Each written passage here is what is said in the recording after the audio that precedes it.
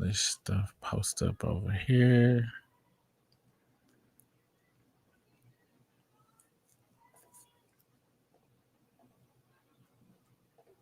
All right, we better be public.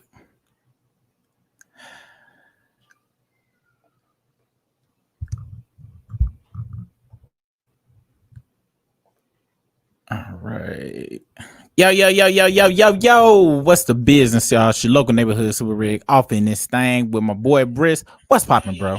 What's good, bro? You know what I'm saying? It's always a good day when you wake up alive. You feel me?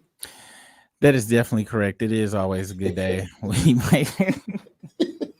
Because if you wake up not alive, but who knows? Who knows how that works? But I'm glad everybody is alive. Glad you alive. I'm alive. Welcome to our Friday night stream. And this is going to be a recap of everything that's going on this week. As you know, I didn't do any lives, late lunch lives with Super. I was hella busy. I know Briss was hella busy. Make sure you do check out though our latest uploaded video. And give me a second, because we're using something new now. We're using Streamlabs now. If you were a part of the last bootleg live that we did, you know that it was a horrible occurrence going on. So yeah. Let's see. And let me see if the chat working. If you able to put anything in the chat. Are you logged in on the phone, Briss? I'm on my computer. All right, bet. I can see the chats now. All right, bet. And give it a few moments, y'all. I'm trying to see how I can see y'all's they say you left the N out of Chris Brown. Is Chris Brown better than Michael Jackson? Oh, okay. Hold on. Let me fix that real quick. Brown. Good looking. Y'all know I'm remedial. Teresa done cooking. You be cooking up some stuff, Teresa. Ariel Smoke, what's good? Let's see. How do I say? Just say one prior grandma.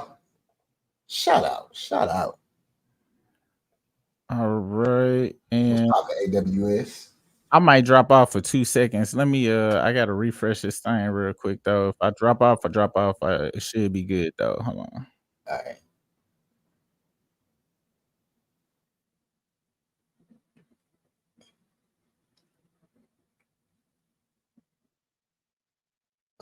See what y'all thought. He'd be back on though. How everybody doing this Friday? What? Live. That's interesting.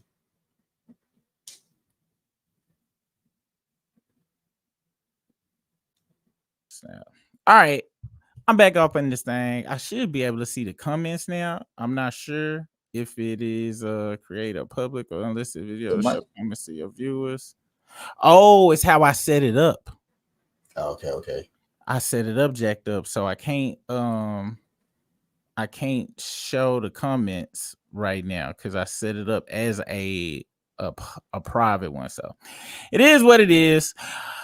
All right, y'all, let's go on and get into it. It's a whole bunch of stuff that's been going on this week. Let's see, and give us some grace as we work through this thing. Oh yeah, I had to present it. I got you. Oh, Teresa, I see you said you got a growing 16-year-old boy. Yeah, my son's 17. I know about that. Dude, they be taxing too. They do, man. They be super taxing. All right, so first off, we just go through the tidbits of the week. Fraudry has become an official Texan, and he's not looking too happy in this. Did you smile in your driver's license picture or no? I'm pretty sure I did. I always smile. Yeah, me too. My driver's license picture is pristine. But yeah, he official now. So let's see. There's some more pictures on here. That's him being fraudulent and stuff. Wow. Is that dope to you or not? Like, let's remove fraudry from it. I'm not a fan of it because they had it's this hotel downtown or uptown Dallas. They got a bunch of vehicles with that on it. I get it. It's Texas. I'm not from Texas. I live here now. Yeah, it look a little tacky, but I get why they do it. Definitely. I feel the same way. What was next up? Next up, Busta Rhymes has been performing in some very unique Busta Rhymes wear. Now we can give all the benefits of the doubt to Busta Rhymes because he has always dressed eclectic, has he not? He definitely has, but this is a wild outfit. I ain't gonna lie. It's very wild. It's giving prophylactic, but you know it's Busta, and he hitting you with the James Brown huzz, and the nut grab. So I'm pretty sure that's a pretty good show, for those. And is this the Missy? Is this the Missy show? Man, I want to go see Missy, dude. So is that why he dressed like that? Because he on the Missy show? Probably because you know Missy on tour. This her first headline tour. It's her, him, and Ciara. A red Have you seen Ciara's outfit? I just know a red leather gown is wild. For a girl man to be wearing that's a wild outfit, bro. Dude called it a evening gown. Hello, have you seen? It's CIA. It came up when you had typed the CIA right there. All right, let's see if they got her outfit, dude. Yo, I couldn't be Russell Wilson with that situation. Nah, this ain't it right here. Nah, go back to her. Oh, go to Reels. Yeah. Okay. What is this right here? Okay. Yeah. No, you got to go on her page and then go to the Reels. Oh, I was on her Reels, but she didn't have it posted. On her post. No, you was on her post. Like go look, click on her. Oh, post. you talking about right here? Yeah. Oh yeah, I don't think so. These the pants. These the pants right here, but I don't know if they gonna show it from the back because I was trying to find the performance. Hold on, the performance in these is wow. You let me know if you secure enough in your manhood, to be able to rock with this. Hold on. Ciara performances. Ciara always been damn. Ciara ain't got super thick though. Dude, I'm trying to tell you, dude. Hold on tour with Missy Pants. But that's like Jay-Z married to Beyonce. You know, like if you marry somebody that's on that. Oh, here you go, right here. It was on TikTok. Hold on. Tell me if you can rock it with this. And we ain't playing no music on purpose. But yeah, she did get super thickums. Cause she was very slender before. Yeah. Whoever this is, the camera person, you on the wrong angle. Okay, there we go. It's a video where somebody got some messed up seats from the back. And this the only part of the show that was worth it for them. Let's see. Have you shouted out other members? Because I actually can't see nobody. Oh, okay. For the member, okay. Shout out to Ariel Smoke. He in the building. The member, Teresa Kimbrough. She was over there cooking. She done cooking though right now. Oh, okay then. Bit. So those down now. Sauce Walker brought up Fraudry, and they just recently made up, like I showed you that video they had made up a couple of months ago or whatever, right? But he brought up on the Breakfast Club his thoughts about Fraudry not supporting Houston artists as he did Atlanta artists. Let's check that out and see what he had to say about that.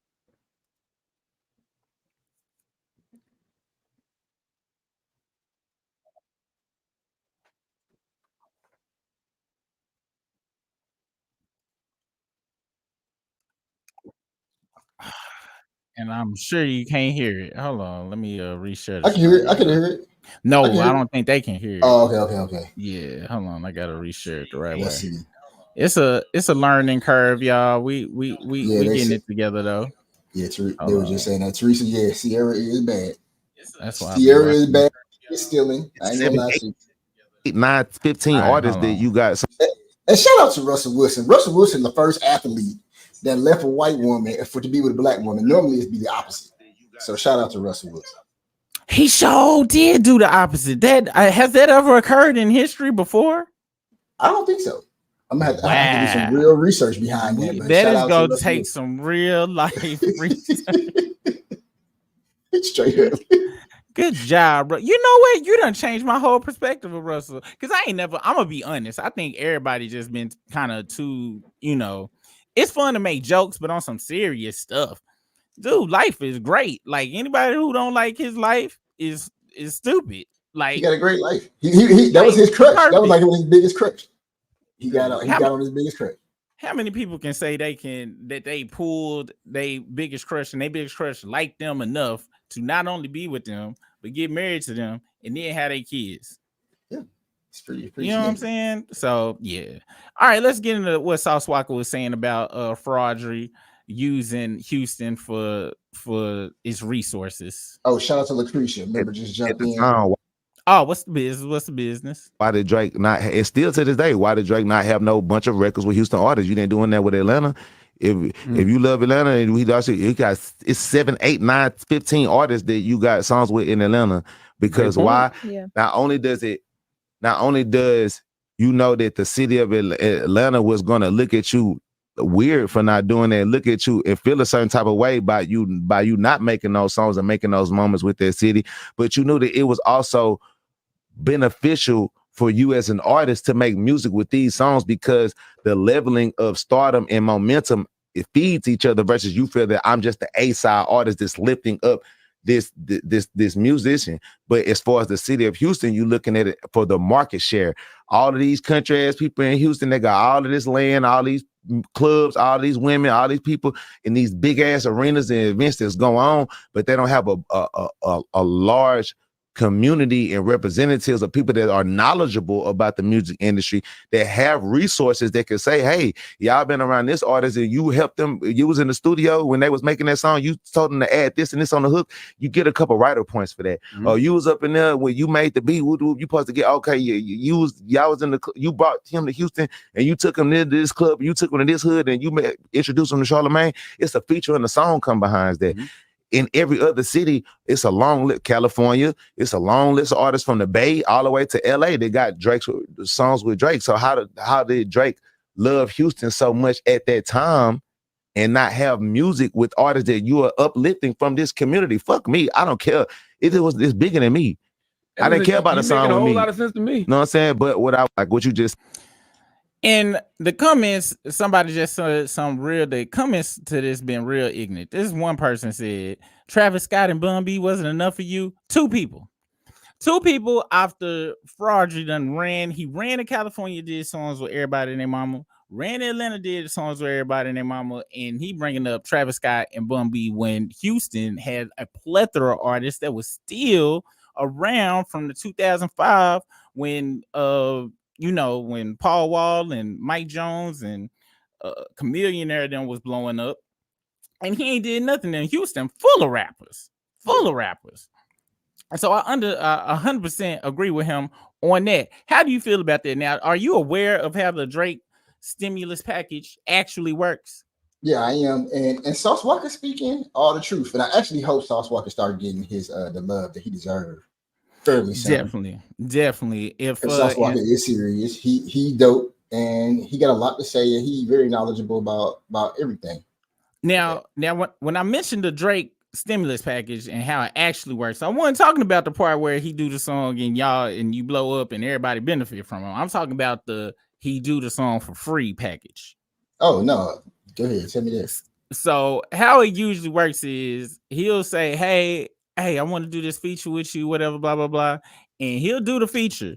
And if he release it or whatever, or give the go for it, he will get the back end of it. He didn't charge you on the front end. He get the back end. And then he kind of moved like how we noticed he be the first verse on songs and stuff. It's all to benefit him when he gives you that stimulus package. And then he'll throw you to the side when he done. So in all honesty, what's crazy with Sauce Walker is talking about is it to be put into the in front of an audience, especially big as his, you would think it'd be beneficial, right? But what happened to I Love Mannequin in Tuesday? Yeah, he played him. Play him, and he won a mini. He one of many. I can't name nobody else right now because I'm still on my meds and stuff, but that's how that package goes. So 50% of me is like, it's so crazy how the game is because it's either you got to get screwed or screwed extra hard. Ain't no other way around it when you get in the game, music game. It's a crazy place, but yeah, I'm riding with Sauce Walker on this one as well. I did notice he said at that time, so this seemed like this was a clip, just they clipped a portion of this where right now he cool with him, but they probably asked him why he dissed him back then and his whole stuff. Now we gonna see how fraudulent work now that he back down there. We already seen his first package, stimulus package he giving this to OVO, playing with his nose now. So we'll see if he help out some Houston artists. You remember Kurt Cobain, right? Yeah. Kurt Cobain's he jacked Kurt Cobain's whole steez. See, that's why I remember you telling me about that because I actually, when I first heard Kurt Cobain's, I thought that he was jacking Drake stuff. Yeah, and it was the complete opposite. But you know, a fraud is gonna fraud. Next up on here, Michael Rubin via the Breakfast Club. Michael Rubin apologizes for comments on hate in the black culture. Let's see what this weirdo has to say. Let's go. Michael Rubin, who was up here with us in conversation, had to come on Twitter and apologize for some comments that he made while he was here. Let's take a listen to the comments first, and then I'll get into the apology. It's super low. I can't turn it up no more, black y'all. Culture that I don't like is that black hate on hate. Don't like is that black hate on hate. I'm gonna run it back. Take a listen to the comments first, and then I'll get into the apology. So one thing I've learned about black culture that I don't like is that black hate on hate. Speak on that more. I heard you say that earlier, and I wanted you to expound on that. You said you don't like to see black people tearing down other black people. Yeah, it's horrible. Two of you guys know me pretty well. Anything I can ever help with, I'm always there. Like, why does someone want to bring somebody else down? Let's try to build everybody up. Like, I want everyone around me to do great. There's a little bit, and you tell me, you guys correct me if you think I'm wrong. I think there's a little bit of a black culture of like, it's black hate on hate. It's like that black judge that Meek had that hated on him and wanted to go extra hard on him. Okay. It's like, it's what people always say to me. It's like black hate on hate. So I think it's terrible. I think it's something that I think it's culturally wrong. And I'll probably get killed for saying this because, I'm glad you're saying it openly. If this is the conversations that are being had, have it all the time. I want to hear this. Yeah. So I think it's wrong. I think like, why do you not want to build everyone up around you? Why do you not want everyone around you to do great?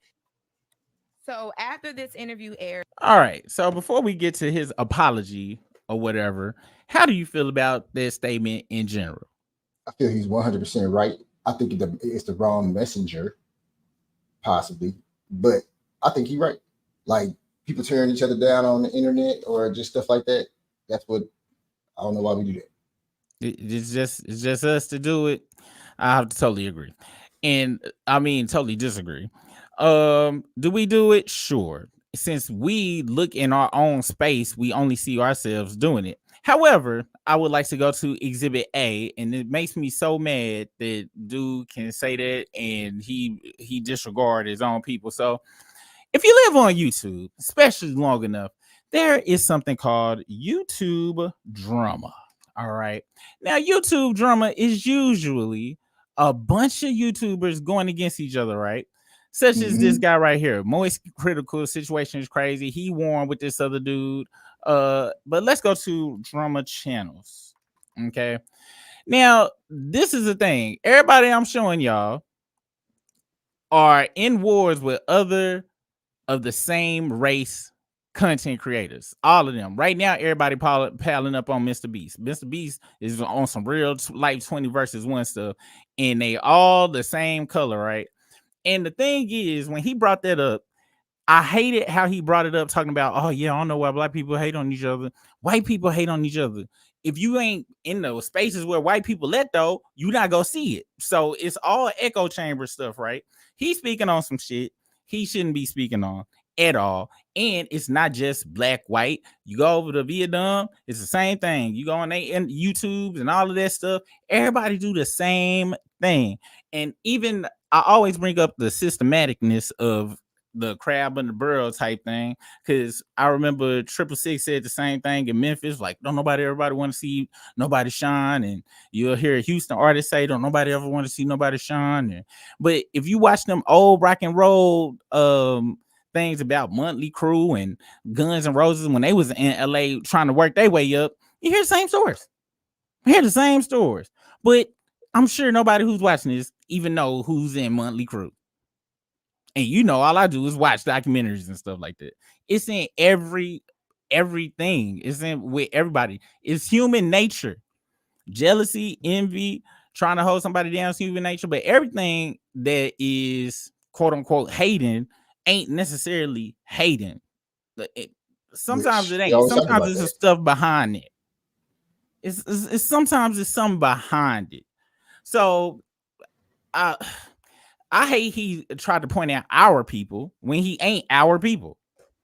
Yeah, that's why I said the wrong messenger. I agree with him, but I just think it's the wrong messenger. Yeah, let's listen to his apology. Of course, and he knew it. He said it. He said, "I'm gonna get killed for this."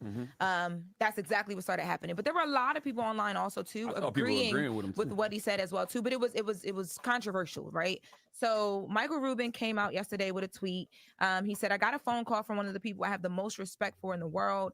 They told me while they appreciate my intention, it's not my place to speak on Black culture. I get it and really appreciate the input.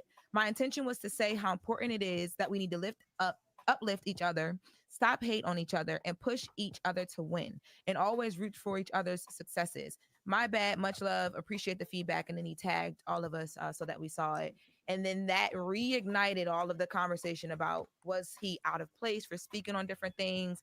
I know Schoolboy Q had tweeted and like reposted the video and was like, "I'm cool off this app. There's no such thing as Black on Black anything. I'm going." Thank you. Meek also tweeted and spoke out. He said Rubin shouldn't be saying that type of stuff out loud. A Black man is supposed to, but nobody be saying it. It's like we only collab on songs, women, and parties. He be hearing my friends getting murdered. Like, why, Meek? I can't explain it to him in a sensible way. Then Meek said, "Y'all let somebody paid promo a video of me bunny hopping from a 5-year-old video. Silly bet. I'm a real Don in the trenches, and I'm a real top tier Black man that get respect in the rooms of many wealthy people. It overwhelms me at times. I run away from it." The fact I got through that tweet so swiftly, shout out to me. But basically, Meek's point is like Meek saying he felt like Michael Rubin shouldn't have been the one that had to say it, but he did, and he explained why. Like, these are the conversations we had with him, and he doesn't understand it because from his perspective, he wants everybody around him to win. Yeah, Meek said Michael shouldn't have said that out loud. Michael said one of his friends called and said that wasn't his place to say it. But guess what? None of those people said he lied because he didn't. Now I'm not into broad generalizations because we know all Black people don't hate each other. We know all Black people don't tear each other down. But it does happen enough for him to make that observation. And it happens enough for us to have those conversations amongst each other. And as I told him, if those are the conversations they're having in private, bring it to the forefront. We know what it is. We know why it is white supremacy. And I would rather focus on what he said, which is all right, boom. Charlamagne brought it all the way back. Long as you include the systematicness of it and not like it's ingrained from us naturally, like we just like that naturally without it being actually programmed into us from the day we got over here, I'm cool with that. I'll ride with that. Long as they include that. People want to leave out the systematic programming of it, though. Let's continue. Let's continue to push each other up. I'd rather focus on that. Well, he said it really defended Meek because he's seen Meek's career and he's seen how people turned on Meek from the bunny hopping thing to him hugging little baby and how, we attack each other for no reason. All right. You heard what he said. The people turned on him for the bunny hop. Was that something we were supposed to support? We were supposed to support the bunny hop? No, especially was we supposed to be in the chat like, "Oh, good job. You lost and you bunny hopping like a little broad. Yay, go Meek, go Meek, go." I think the whole thing behind it was everybody was saying that Meek was on some gay stuff, like they was on some boy toy stuff, like what? Because it was taken out of context. They didn't know nothing about the bet that they had, which I knew about the bet. I ain't know nothing about the bet, and I know they what you go with my ass. I ain't doing that. he said Meek the one who brought it up though. Who said they could do that?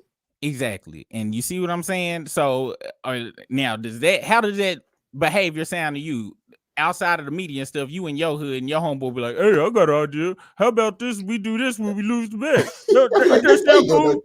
I'll be like, "Right, do no damn buddy." Thank you. So his whole thing about Meek got bullied online and stuff, because Meek did some stuff that the culture that's not a part of our culture to be talking about doing, and you supposed to be cool with it. You supposed to get Jones on. Am I right or wrong? You're supposed to get Jones though. So he's talking about y'all pull each other down. Was we really pulling Meek as Mill down for that? an overall statement? He was true on that. But when he No, was talking about that particular instance, but Meek was that's what supposed I'm to get hit saying. up for that. That's he talking about that specific thing. Meek Mill, they just said it. Meek Mill came to him, was like, oh, they turned on me with the bunny hop thing, and that sparked in his head, oh, why black people always bringing each other down? He was talking about overall. He brought it He up was because of not that talking about overall. because of that bunny hop thing, but he was talking about overall. He said, I hate when they who do was that. talking about overall? The white boy?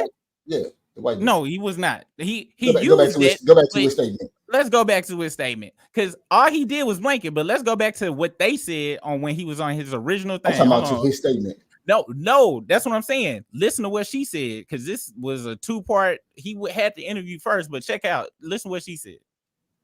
Said that out loud. Michael said one of his friends called and said that wasn't his place to say it. But guess what? None of those people said he lied, because he didn't. Now I'm not into broad generalizations, because we know all black people don't hate each other. We know all black people don't tear each other down, but it does happen enough for him to make that observation. And it happens enough for us to have those conversations amongst each other. And as I told him, if those are the conversations they're having in private, bring it to the forefront. We know what it is. We know why it is white supremacy. And I would rather focus on what he said, which is let's continue to push each other up. I'd rather focus on that. Well, he said it really defending Meek, because he's seen Meek's career and he's seen how people turned on Meek from the bunny hopping thing to him hugging little baby, and how, we attack. That's what I'm saying. That was his whole thing. Them his friends, little baby. We turned on little baby for taking this picture right here. The picture was definitely suspect. That little baby picture. So are we? So us making fun of this? That's our turning our back or bringing him down because he decided. I said, he's talking about those are instances, but as an overall statement, But they just. They said it, but I'm talking about when he said the statement. It was an overall statement. No, that's how people want to interpret it. He coming from his friends. He literally said Baby and Meek came to him about when people was talking about them about this, and that was his response to Meek. That's why I said. That's why I play the white dude statement again, because he said it in a general overall. Oh no, he definitely referenced them. Hold on, here we go. Yeah, he referenced them because they're talking about the fact that yes, they came up, if he didn't have them as friends, general. So you think he would have said that without them being his friends, telling them that they felt betrayed by their community? There would have been no instance to bring it up. Exactly. That's what I'm saying. So it's not like him saying, oh, he observed black people just from afar and stuff. No, he saw them two situations like, I don't know where your friend, and they went to him talking about they bringing me down. They done turned on me. Bro, we ain't turned on you, dude. Look what you doing. I'm a Jones you. I don't want, but what's Jones in? Is Jones in bringing somebody down? Is us laughing at him bringing him down? No, not in this instance. Exactly. So the two references that he brought up are stupid. He brought up them references. He brought up them references because that's what they was talking about, but he spoke about it in a generalization overall. You can't speak about something in a generalization when you are pointing out something specific that happened that made you start thinking about some stuff. If he had said some stuff like, oh, whenever somebody try to start a company, all black people be like, oh, I'm not supporting them because they black. Then that would have been general. He's talking about his homeboys, which I ain't go front. This further lets me know that all of the assumptions about Lil Baby and Meek probably true for me. Yeah, but if we talk about George Floyd, what happened to him, and then we start speaking on police brutality, we talking about police brutality as a whole. The instance of George. All right. So check this out. So me and you talking, and I'll be like, man, and I'm not me. I'm not this color. And I'll be like, yo, man, I had a friend. He got choked out by the police and stuff. And you know what? I don't understand why the police be choking out people for selling cigarettes and stuff outside of the thing. Blah, blah, blah, blah, blah, blah, blah. If I didn't have that homeboy, I wouldn't have been bringing up that specific situation. I wouldn't be like, why they doing this or that and the third. That's what I'm trying to say. General will be, he ain't got no homeboys or nothing, and he just say it. Yeah, the way you just said it just changed the way I just spoke it, though. Like I said, if we talk about George Floyd and then we talk about police brutality as a whole in general, that's what I'm referring to. All right, so check this out. Let's go to his what's his name? Michael Rubin. Michael Rubin. All right. Michael Rubin Breakfast Club. Huh? No, but you didn't tell me what time you want to go.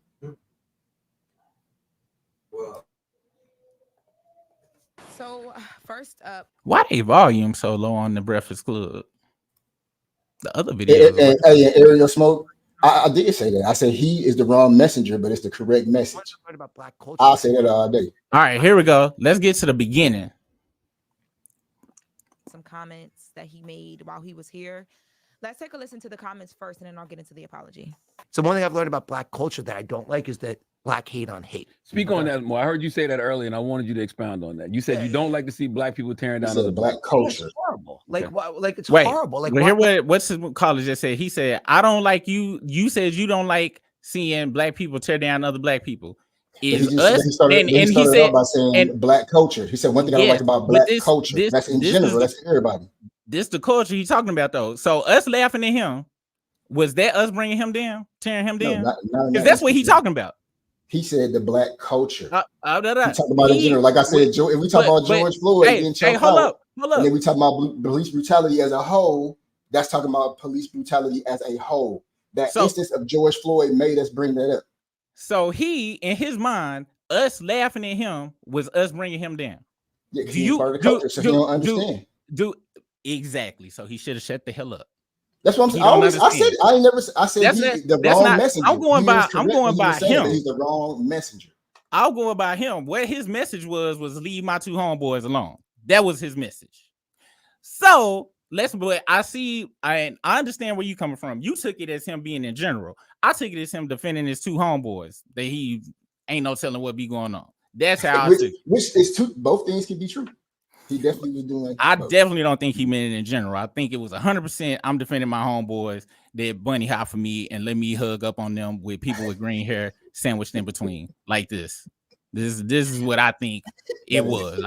It was just, for me to take it from your point of view, he would have had to say it and not had none of that stuff being referenced. Let's where was we at? Let's let him finish though. Let's go. Like, I want to support look, you guys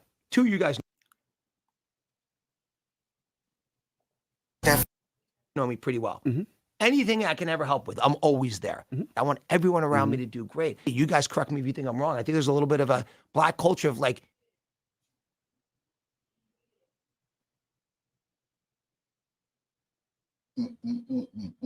every day. I don't know what causes this neither. Is it because we need to close the earlier tabs we had open earlier? Hell no. It's like that black judge that Meek had that hated on him and wanted to go extra hard on him. Okay, it's it's what people always say to me. It's like black hate on hate. So I think it's terrible. Like he said, like people say to me, this is not his thoughts. I think it's something that I think it's culturally wrong, and and he's talking about it's culturally wrong. So, all right, back to my earlier statement. You don't think other races do it? And since we not in their spaces, we don't know it? Yeah, they do it. I never said they didn't. Like, I said they didn't. He should have stayed over in his spaces talking about it, is what I'm saying. I agree. Like I said, the message was true. The messenger was incorrect. I can't agree with him because he ain't talking about it the right way for me. But I get it. He defending his friends, but both his friends got towed down for some stuff they should have got towed down for, in my opinion. Can we agree on that part? Definitely. And that wasn't even tearing down. No, they was getting corrected. Yes, that's not tearing down. Yeah. And that's my whole thing. Tearing down has to be on some real life. This is like Master P cereal. You want to know what's tearing down? Tearing down is me being on here being like, I'm never touching that Master P cereal, okay? He has no cereal experience, and I'm not, and that's not even me tearing down. Would you consider that me tearing it down? Because I'm going by he ain't got no experience. No, I don't think so. So that's the thing. If we have any criticism, it can be looked at as tearing down. And that's the whole thing what happened with Hayden. Why Fraudry here? For 12 years, I said something bad about Fraudry. Oh, you a hater. You trying to tear. No, I'm trying to show you something. But now everything, if it's considered criticism is considered tearing down, how can things get changed for the better? Next thing you know, my son gonna be bunny hopping. Your son gonna be bunny hopping. All because we listen to this one dude. Do you want to live in the world where our children are bunny hopping because they losing bets? Unacceptable. Exactly. And I know you don't want to come home to a picture in the refrigerator of your son hugged up, sandwiched in between. I'll be like, son, what are you doing, bro? Exactly. I get what you're saying, though. I understand. I know everybody probably like, why are you getting so hype over this? It's because I'm real big on people outside of a culture trying to pinpoint something on the inside when you not of it, and you going trying to defend some two other people when what was happening in their culture, we got our own rules. Yep. And that's just how it worked. And like you said, he did not understand that what was going on with them two at that point needs to be criticized or stayed upon because it is outside of the culture. Exactly. And the reason I'm so big on making my point that he was wrong is because all the people in the comments saying, oh, I agree with you, get to put the battery in his back to come back and say some other crazy stuff too. So he need to get taught, yo, you ain't of us, so you don't even know what us tearing each other down even really look like. Just because it's cool to bunny hop in your neighborhood don't mean it's cool for us to do it over here, is what I'm saying. All right. Let's move over to the next one. Now, D-1. Now, let me pull him up because just in case people don't know who he is. And I would like... I think this dude is the closest to how I initially felt about Fraudry that Brisk has come since him listening to Silk the Shocker. Let me know your thoughts about D-1 and his whole spiel and image and stuff. Tell me what your thoughts are before we play this clip. Like, I've recently come into contact with who D-1 is. He seems like a very positive cat.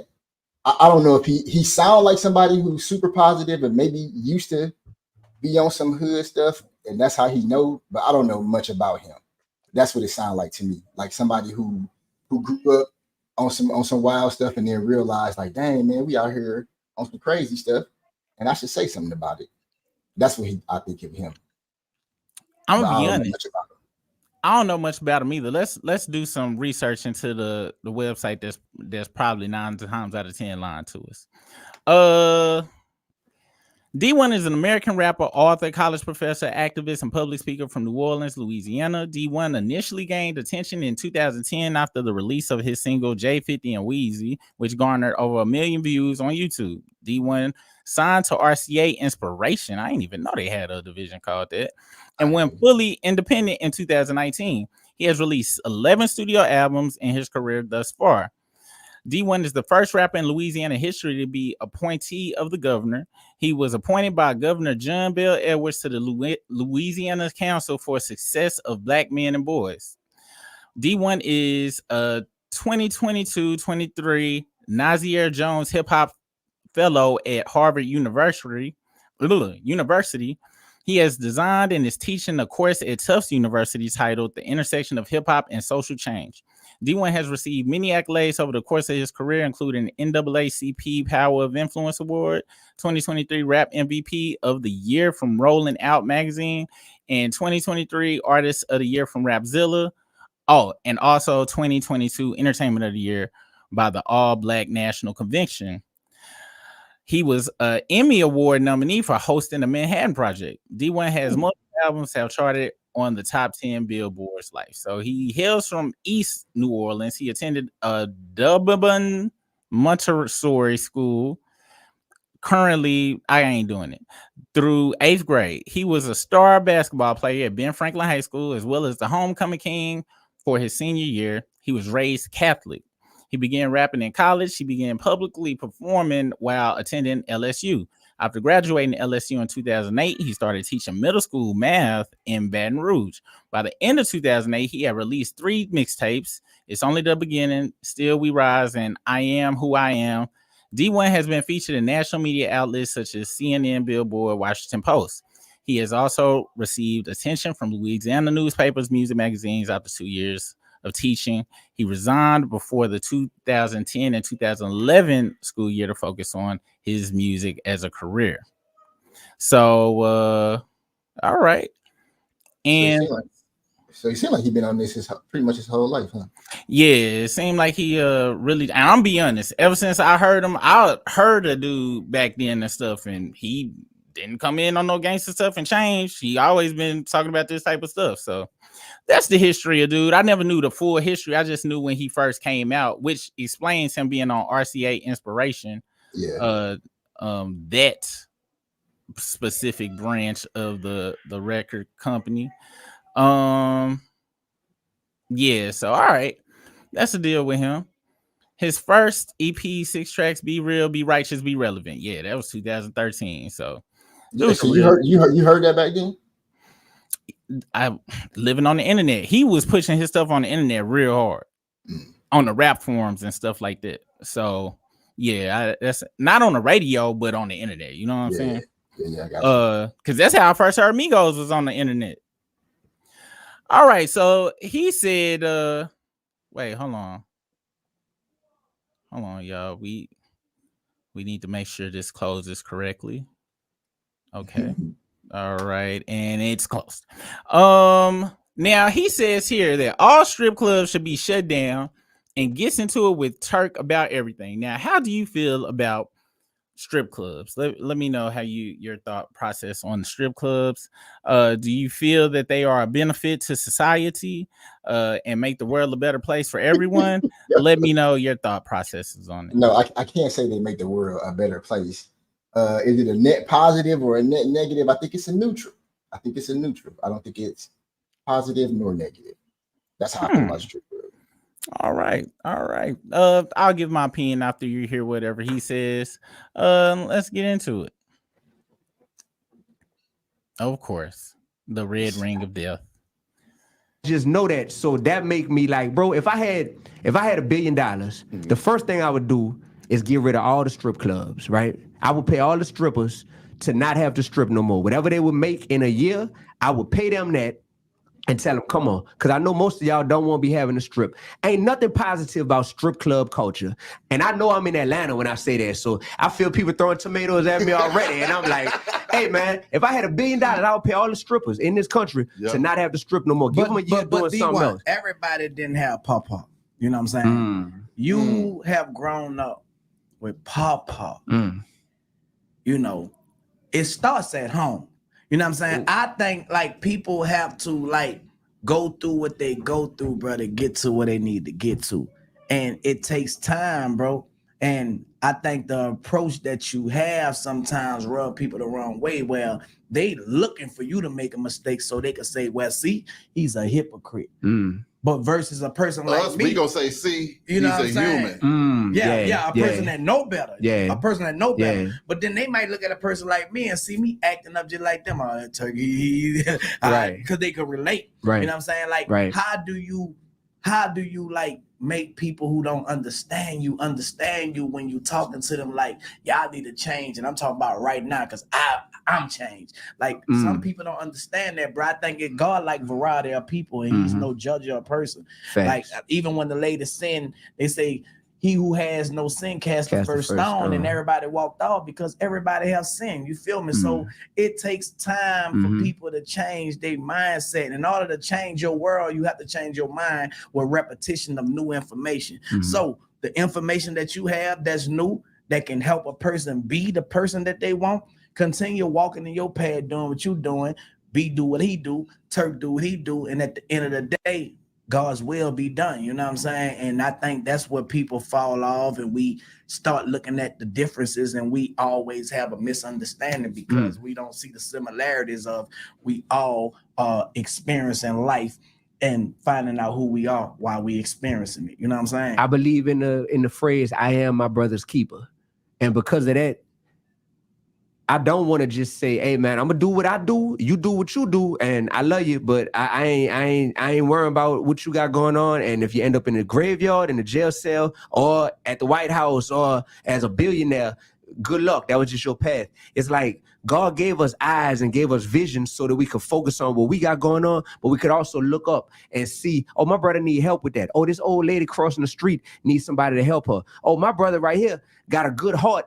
Once again, But the industry we in has created a reward system to where they reward us and they brainwash us for showcasing the most negative side of who we are instead of like showcasing the positive side of who we are. So all I'm doing is, that's why I'm always going to interact with all the names that y'all naming and like, well, why would you do a song with this one? Why would you do this with this one? Because that's my duty, is to do that stuff. Not because I need the money or the clout or nothing like that, but to show people that it's not me sitting on a high perch and saying, you're a bad person. You're a bad person. You need to change this. It's like I'm in the mix with y'all. But you can't. I'm at the White House with people. You can't criticize and condemn a person. What do you think about that? How do you feel about his angle? How his reply to Turk? Because Turk said some real shit. Turk said some real shit. So how do you feel about D1's reply to that? And has this, the reading of his background and listening to him talk right here, kind of changed your perspective on him? Let me know. Yeah, I like what he was talking about when he said like, why it always got to show the negative parts, but why don't we show the positive things? So I get where he coming from and all that. When he talking about like giving all the strippers money and paying them to get out of there, yeah, that it's because it's a lot of them that don't want to strip, but it's a lot of them that got a lot of trauma too. You got to give them some counseling for the trauma as well that's going on, because there's a lot of people that be in there stripping and want to strip because of the trauma that they've been through. But with his message overall, like, I rock with it. I like it. Yeah. I'm not mad at dude. I ain't mad at dude at all. He got a song, Project Pat. I think I had told you about that not too long ago. And I get his message or whatever. But I brought that up, y'all, because I just wanted to get Brisk's thought process on it. Because first time I ever mentioned dude, Brisk was like, man, yeah, fuck that nigga. I don't like that dude. Yeah, so, I didn't like that. I didn't like that Project Pat song with him. Oh, okay, I understand. Yeah, I don't know what it was. I heard it. I was like, not feeling that. I don't like it. Be like that sometimes. Next up, R.I.P. to BeatKing. Dude, this one hurt, man. This hurt. I was on doing a membership live last night, trying to transform this damn Megatron, and bro, I seen it. I saw Willie D talking about it on his channel, man. And I was hurt, dude, because this dude, I done watched so many interviews of him talking about the music game, and he just was giving free game. He was like, hey, y'all, this is what I learned. Hey, y'all, it was always on some this what I learned. And it was always some positive stuff. He was always giving like, this how you move with this how you use TikTok for this how you use and he been grinding since like the mid 2000s. He was a dope pops. He always had his kids around him and stuff. Yeah, man. It says, and this is per TMZ.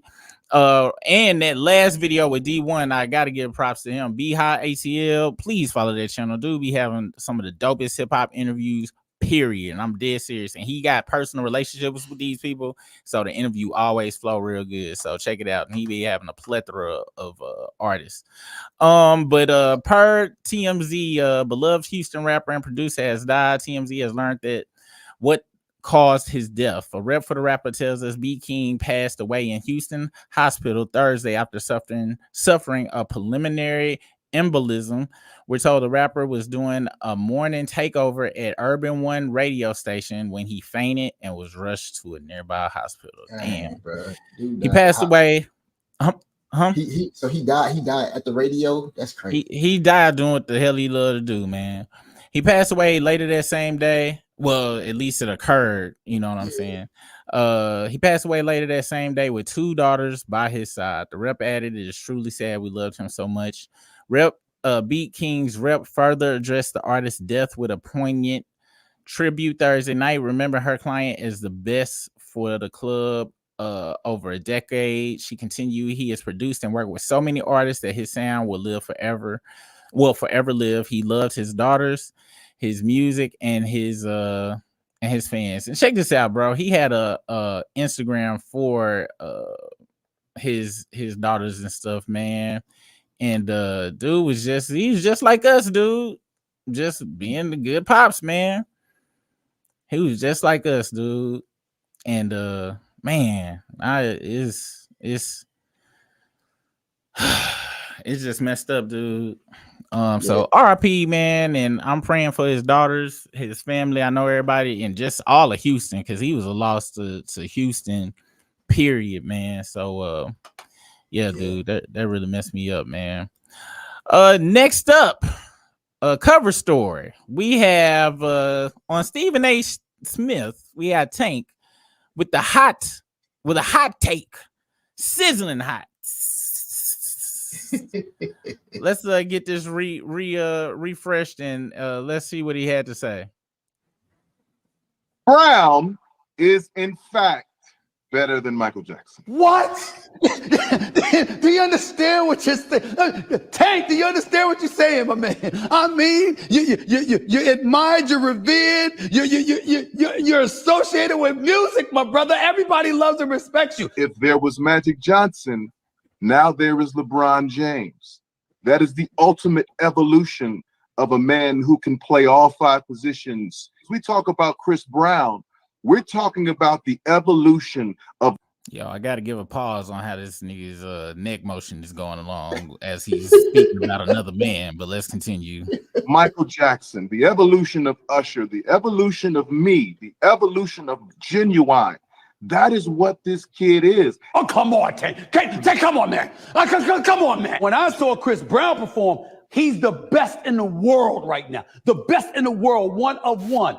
I'm just challenging the next level. Like, I didn't know there was a next level after Michael Jackson. Chris Brown is in fact. Is Chris Brown the next level of Michael Jackson? Now, before I would like to preface this, it's a lot of members in here, and I'm sure that you all saw the battle. my thought process is, if Breezy couldn't beat Usher, how in the feezy is he better than Michael Jackson? But Briss, please state your case. Like, and first off, do you agree with Tank?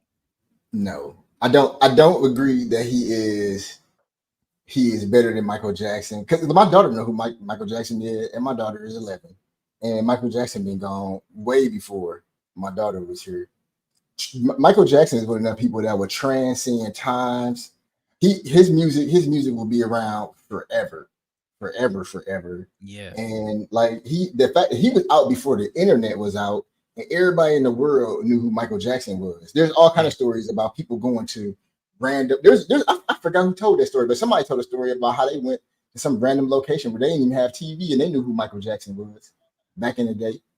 So I don't think that, but Chris Brown, like you already know, I told you, I think 98% of his catalog is fire, is exceptional. So I think Chris Brown is amazing. But is he? I don't think he's better than Michael Jackson. All right, thank you. I can continue to be your friend and co-host. No, so when you first heard that, you thought, because I sent this to you. So when you first heard it, you thought I was agreeing with Tank? I didn't know what you was. I because we done had this conversation before. I agree that Chris Brown is pinnacle R&B. Like, he is the king of R&B right now. Like, ain't nobody touching him. Even though with the battle with between him and Usher was just hits, but what you said is what really matters when it comes to greatest, right?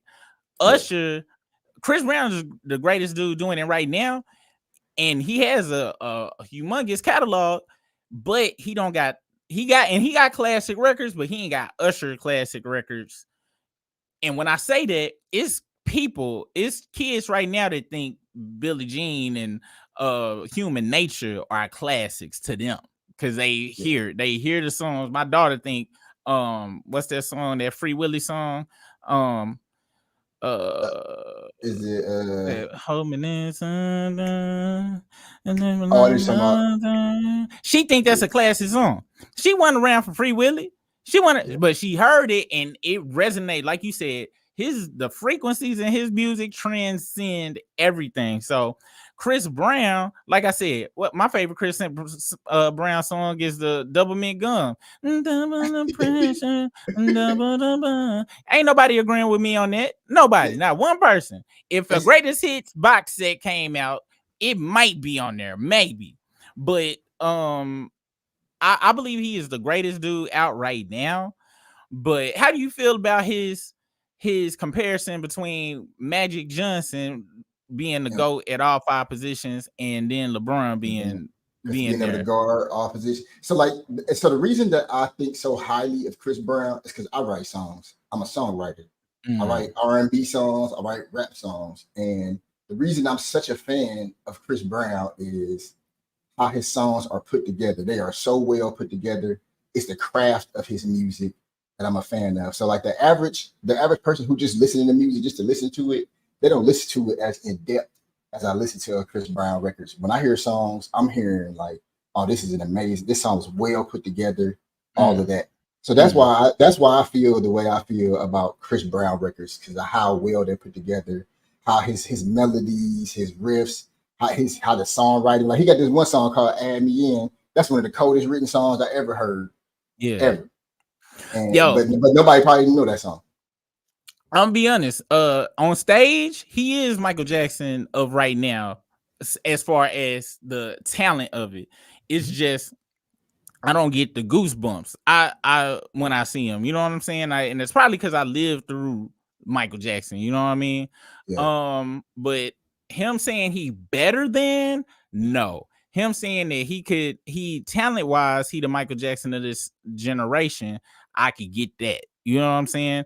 But of this generation, he not better than Mike. Ain't gonna never be nothing better or over Mike. Mike is the blueprint for everything. All of Chris Brown's moves is based on Mike, and Mike tell you, and Mike and Prince, all they moves was based on James Brown. James Brown. And Chris Brown will tell you that if somebody asks Chris Brown is he better than Michael Jackson, he'll tell you no.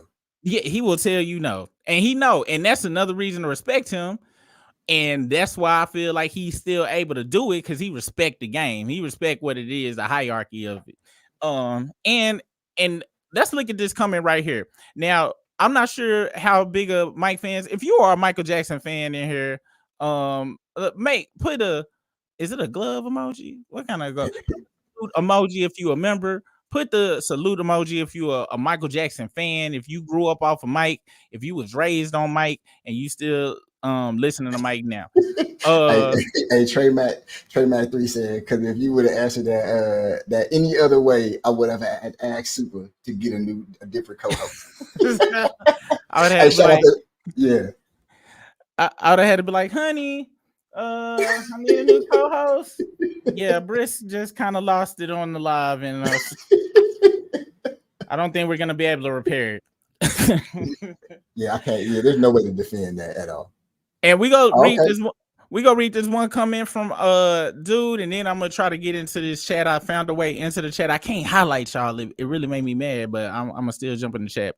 Now Michael Bearden, if y'all do not know who this cat is, Michael Bearden was and let me click out of these other tabs and stuff while we're here, because you did have something to it about all them tabs and stuff.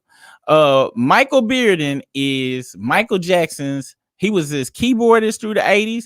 He writes songs. He do a lot of stuff. He is I'm talking about, when I say he like a what's past genius. Like this dude skills. He's a music savant. He last level on this stuff, right? He left this very smart comment. I worked with both. That's how much of OG he is. If you go back any Michael Jackson old tour stuff, you see him prominent. They had the lights on dude. Like he gets solos and stuff in the mic show. I believe, as far as playing the instruments, I believe Chris is absolutely one of the most naturally gifted and purest talents ever. There's no debating that truth. However, the conditions don't exist to create another MJ. He was one of one. It's more than any checklist you can display. MJ resonates on a frequency that is otherworldly, evidenced by the many DMs and convos I've had with parents whose children love MJ, and they weren't even born while he was here. This ranking of artists and the art they create has always been a silly exercise to me. Whatever resonates with you is always the answer. In pure global impact and culture moving sense, There is no one even close to MJ. I know firsthand what he could do on stage. CB as well. I'm an admirer of both. Chris is an incredible talent. MJ is what talent strives to be. Miss that dude. There's nothing else. That's mic drop right there. Yeah, like it's nothing else to say after that because that's total factuals. All right, that's total factuals. Let's see who in the house. Ariel Smoke, what's the business? Danny Random, what's the business?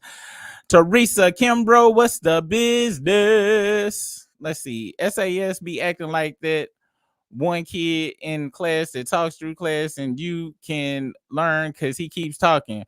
Who is SAS? Stephen A. Smith. Oh yeah. Yo, shout out Jen Lynn up in here, member. Oh, Jen Lynn, what's the business? What's the business? Danny Random. Already. Tiptoe, what's the business? Tiptoe. Tay W, what's the business? Tiptoe was on that members live when I heard about BeatKing. I had to hurry up and go and get up. Hold up. Did you see the comment Lady Lex put up?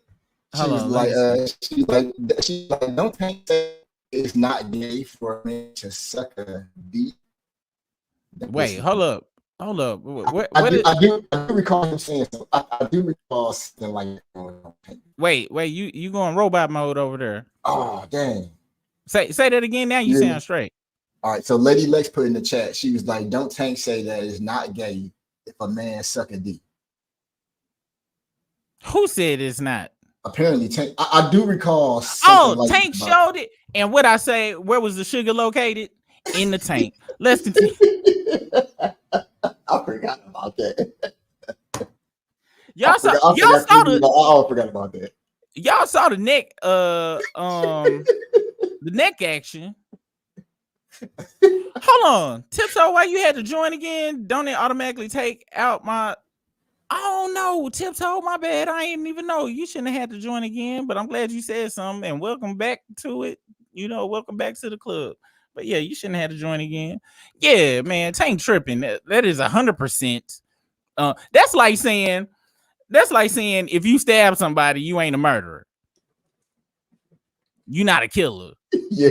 If you stab them and they die, check this out. This what and ain't no if you purposely stab that person in the heart, you are a killer. If in your brain, it ain't no accidental. That's like saying you can experiment with murder. Oh, you know what? I was just experimenting, stabbing people in the chest. You know what? It's not for me. I'm not a murderer anymore.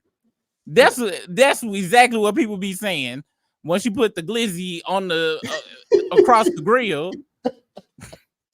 And I feel I'm about to go off camera. I feel like I have to put some chapstick on right now, but this is a terrible topic to have to do that.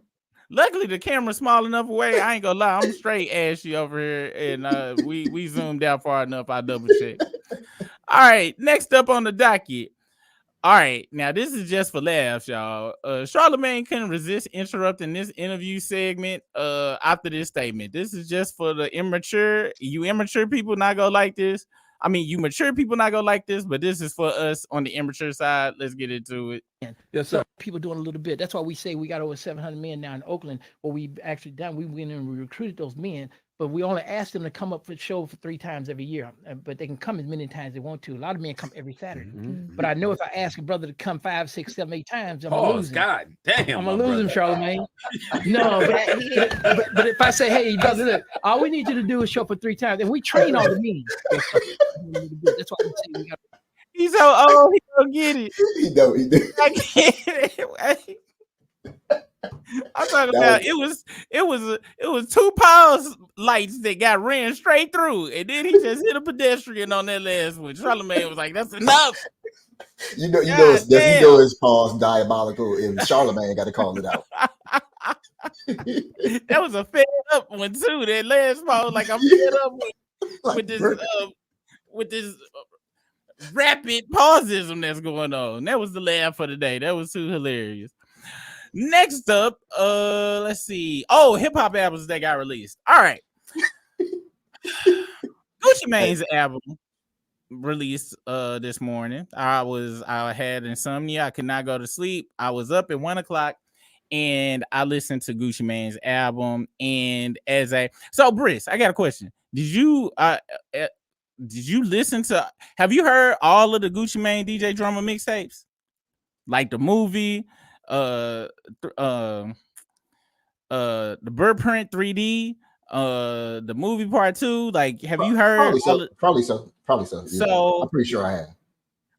I'm talking about. I played them mixtapes back to back, nonstop, repeat, and I miss when the quality was horrible, when it was distortion in the vocals and the bass was too loud. I miss when DJ Drama, I miss all of that, and I was hoping that they was gonna reignite that and bring 2008 back, because I'm an old head. And here they come with this pristine. They had the second track that was a Zaytoven track. I kind of got hyped, but I knew it was a lie because of the intro. The intro was too clean and smooth. Then they went to the Zaytigi old school, and then boom. Now it was that one track further down, For Lifers, that I do mess with, but for me, major disappointment. Somebody, and let me go to the community tab real quick, and then we go get your input, your thought process, because you ain't listened to the whole project though, have you? I was laughing at Danny random comment. He was like, "Is Brish using dial up? Let's get that man some Comcast." I got that Nelly internet over here. Damn. Oh snap! I forgot. Yeah. So, and this is about the right thing. Somebody said here in the comments, we had 75 people that was excited about it. And I forgot who said what, but let me see. It said it won't. I said in my statement, I was like, hope it lives up to the classic, the movie series. Where my fellow Gucci fans at? And this one person, let's see, what was their name? It was Campaign Sosa 3004 said it won't, and I knew already that I knew it was they. I just had hope. And unfortunately, Gucci want to continue to make money, so he caters to the new generation's ears as he should, as a smart businessman, and it pisses me off. The tracks you heard, you like though? You like two of them tracks, right? I only heard two. I am gonna listen to it when we get off, because I'm gonna do me some adult activities after we get off the live, and I'm gonna bump some Gucci. Bet. I also took a listen to the Lady Gaga and Bruno Mars. Have you heard that one? Everybody was thinking it was gonna be a country song. It's very close to that song that Teddy Swims. Teddy Swims. It sound like that. Check it out. Like that. So if you like, somebody in the comments just said they were bumping a new YG today too. So I'm gonna have to. It's a lot of music that came out. I ain't know YG had dropped. I ain't go front though. I don't listen to YG like that, to be honest with you. But I do be wanting to hear new music and stuff. I skip through it. Lil Duval posted this the other day, and it was hilarious to me. He said, "I still think Tupac Against All Odds was the greatest diss record of all time, even over Hit 'Em Up, because that diss record dropped after he died. And he was super disrespectful, and none of them niggas could respond back, even if they wanted to. You can't top that." And I felt that was hilarious. I dropped one of the most scathing diss tracks, and then I die on you, and you can't say nothing back. He was going in on that record. Man, and this got 1.6. This got 1,600 likes on it, and somebody brought up, "Oh, you must have not heard Ready to Die." Biggie came back on Good Kiss Goodnight, and it's like, way to ruin the joke, bro. we know. I shared this last night. This morning, I listened to Conway the Machine for the first time ever.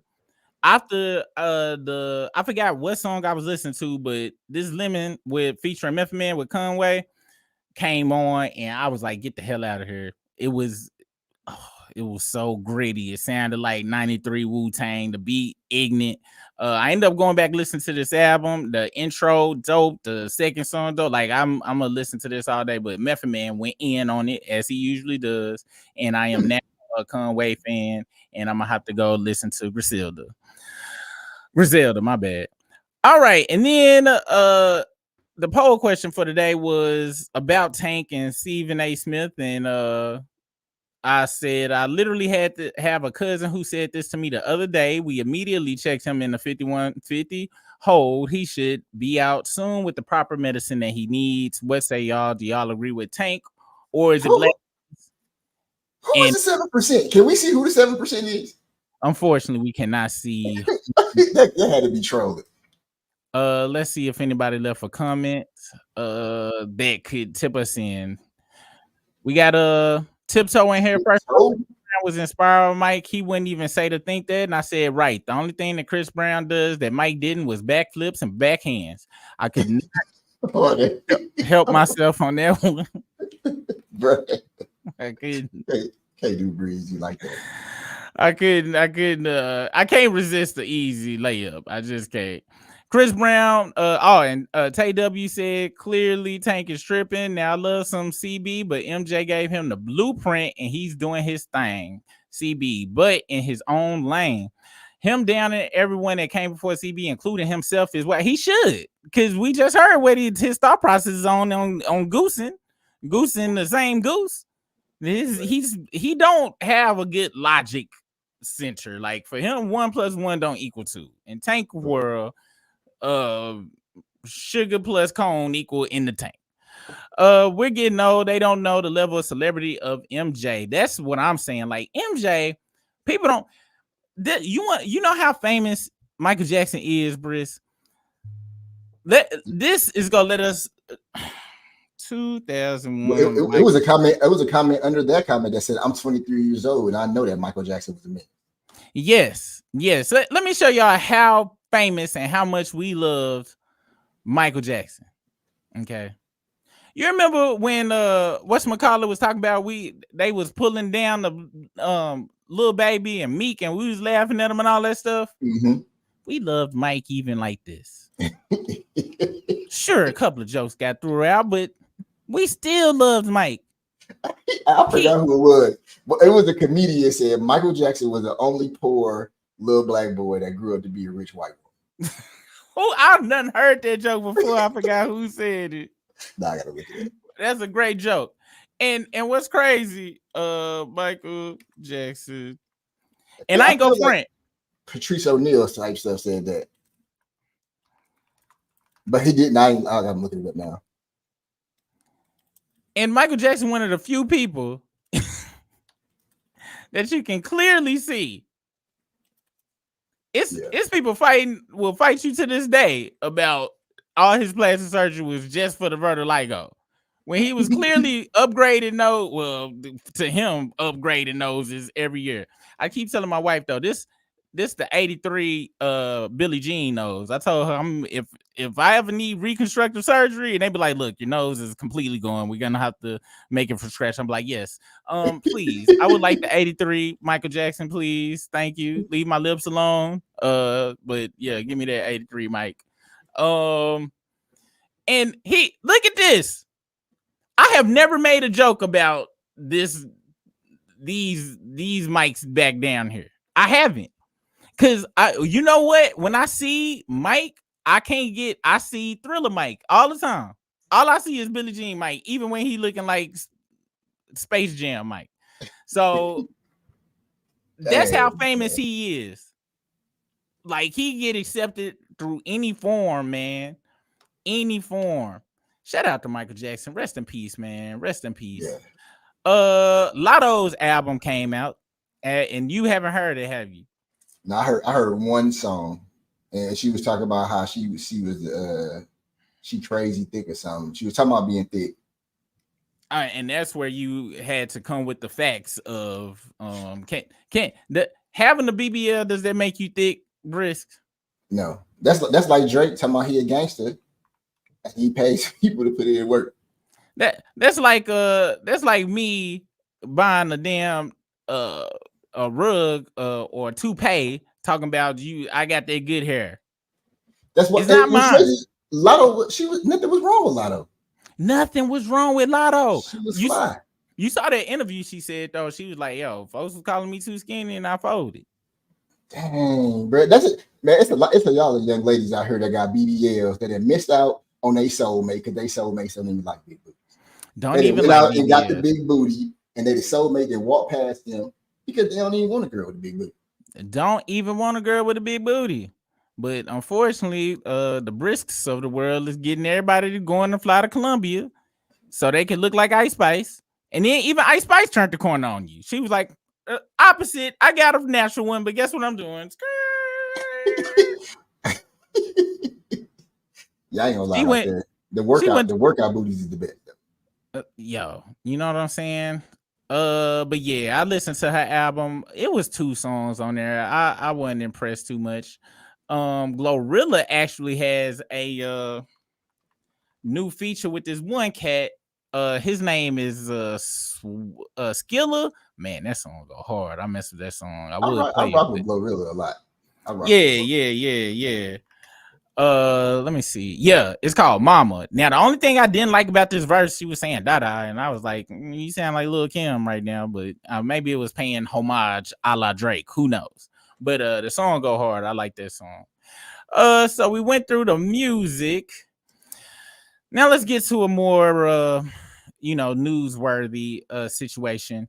There has been a surge of monkeypox in the Congo. The World Health Organization declared mpox, previously known as monkeypox. I guess monkeypox was offensive to monkeys. Wouldn't it be crazy if monkeys all stood together and was like, look, y'all can't be blaming us for these pox. All right. Now y'all gave the chickens, yes, that's they shit, but we not making this. This is with something we catch. Hold on, bro. Is that why they call it an mpox right now? Because the monkeys, you can't say monkeypox. That's what it say. It says it just say previously known as monkeypox. Bro. Okay. I'm about to be pissed off about that. I don't know why though. Maybe because it's just shorter. You know what I'm saying? That's way shorter mpox. Cases have been surging in the Democratic Republic of Congo and spread to nearby countries. So I got a question. Is this concerning you? Are you afraid? Because they say, look here. It says the World Health Organization has declared mpox, formerly known as monkeypox, a public health emergency of international concern. It's a designation they reserve for the most worrisome disease outbreaks. Think of Zika and Ebola. NPR's Gabrielle Emanuel has more about yesterday's announcement. It says, for 10 years, the Democratic Republic of the Congo has seen the number of mpox cases creep up, but lately it skyrocketed, officially 14,000 cases and 500 deaths. Does that spark any fear in your heart or soul? I mean, that ratio is pretty insane, but I ain't never seen nobody with monkeypox. Let me knock on some wood. So it's not really a big fear to me at the moment. Now, when I start seeing people having monkeypox, especially in America, and then when I because I don't know nothing about monkeypox for real, so I put it in ChatGPT. How serious is monkeypox on a scale of 1 to 10? And ChatGPT told me it's a 4. Let's see. It says it's a 4, and so it's basically like the chicken pox, except they call. Oh no, I don't want that though. Oh my god, no, I don't want that. It looked like hand herpes. That looks terrible. I do not want that. Yeah, that's a 10. I don't want none of that. So it said officially 14,000 cases and more than 500 deaths so far this year. The majority of those getting sick are little kids. This is a kid's disease. We have nothing to worry about. Nobody. It's just like the chicken pox was. Yeah. All right, well that's fine then. This should not be they need to downgrade this from whatchamacallit, what is it called, a international emergency to like a regional issue or something, whatever is the next level down. Because I'm not worried about the chicken pox. Like the very first episode I ever seen in South Park was the episode when they was going around trying to give all the kids chicken pox. Yeah. And so they were trying to. Have you ever seen that episode? I don't know if it's from the first season. I don't remember too many first season episodes. No, that's what I thought. I was like, whoever writing this show is a genius. So they were trying to give all the kids the chicken pox. And back in the day, parents used to go around, and if they found out that one kid had the chicken pox, they'll put other kids around them so they can get the chicken pox, so they can get it at a good time, so they wouldn't inconvenience them. So then Cartman found out that they did that, so he got mad and he went and hired a prostitute that had herpes. And he brought her in the house, and they had the prostitute putting all the parents' toothbrushes in her vajayjay, all this stuff. So she was brushing her teeth with their stuff, putting it in there. and they gave all their parents herpes because they was mad at them for giving them chicken pox. I remember that episode now. As soon as you said about her taking the toothbrushes and all that stuff, I remember it was a montage of her just going through the house touching stuff. Now, I do gotta put this out here. So the reason they gave that we had chicken pox parties because as an adult, chicken pox can really mess you up. So they wanted you to get it as a child, so your immune system be much stronger and stuff. But yeah, I remember that episode or whatever. That was super good. Yeah, South Park is a genius show, dude. How they just cover stuff. Yeah, all right, so yeah, don't worry about it. Now you might have to worry about your kids. I don't know what age range kids is, but my kids are 17 and about to be, 16 and about to be 18. I officially look at them as adults, so I don't feel like I need to protect them from this. Next up, 2 billion records, including social security numbers, stolen in a data hack. This is from USA Today. And what you need to know: an enormous amount of sensitive information, including social security numbers for millions of people, could be in the hands of a hijacking group after a data breach and may have been released on an online marketplace, the Los Angeles Times reported this week. Now, see, I ain't go front. This right here done kind of made me mad. They keep saying the word could be and may have. When you hit me up with the could be's and may haves, I'm less worried. That removes the worriness from me. It says the hacking group US DOD claimed it had allegedly, another word of could or maybe, stolen personal records of 2.9 billion people from the national public data, according to the class action lawsuit filed in the U.S. District Court in Fort Lauderdale, Florida, reported by Bloomberg Law. This breach was believed to have happened in or around April, and we just now, what? At least I'm just now finding out about it. So it really don't even matter what information is included in the data breach. The class action law firm Shu Herbert, I don't know, Colby, anyway, said in the news release that the stolen files include 277.1 gigs of data, gigabytes, and includes names, addresses, histories, relatives, and social security numbers dating back at least 3 decades. According to the post from the cybersecurity expert on X, formerly Twitter, US DOD claims to be selling the 2.9 billion records for citizens of the US and UK and Canada on the dark web for 3.5 million. That sounds kind of cheap. It does. It's out, and I'm gonna keep it real. Like when I see stuff like this, listen, this is how I walk around life. I assume that all my information is already out there. Yep. I assume that any picture anybody had in a phone of me, even my phone, is already out there. Yep. So it ain't no big deal. My credit is locked because one day I was at work and the HR department hit me up. Somebody to call them, reached out to them, and they was like, "Yo, you trying to put in an unemployment case?" I'm like, "No, I work. I'm at work." So ever since that day, that was like right when the pandemic happened. So after that day, my credit been locked. Okay, nobody just get no stuff. Hey, yo, also, hey, I've heard people take people's credit to go buy a house, go buy cars and stuff, but they used your credit to go get unemployment. Trying to get unemployment. Wow. They denied it though, but they called and asked me. Like, well, they hit me up to have them call them, talk about it. You my boy, but I ain't gonna lie. It sound like maybe they did try to go the house route, and they was like, no, it's not getting approved. Well, we gotta get something. No, they would have got approved. They would have got approved. You know me, I'm coming from all the angles. And it points you know what? And this is why I miss the old days. I'm the only person with the tapes for this. This dude, I ain't seen one of them, man. Hell, and it's a lot of people. Is that a camcorder? Yes. And it still works. I don't know if the battery charged to where to turn on right now, but that is a relic. All I'm gonna say is I'll keep your secrets. The tapes on here is people's secrets are safe with me on this stuff. Ain't gotta worry about, and then even if somebody stole it, where they gonna play it on? They don't even know how to use it. But yeah, people, please, just know your stuff is out there for sure. Don't like you should try to protect it. Just like Briss said, my credit, me and my wife's credit is frozen and stuff like that. You only need it open, and it's very quick to freeze and unfreeze your credit. I'm like super quick. You do it in like 2 minutes online. If you need, because I had applied for a business credit card. I called them. I forgot my credit was froze, and they was like, "Yo, we need you to your credit locked." And I was like, "Oh, my bad. Hold on." Unlocked it. They ran it, locked it right back. It's just that simple. It's not a hard thing to do, y'all. Just Google.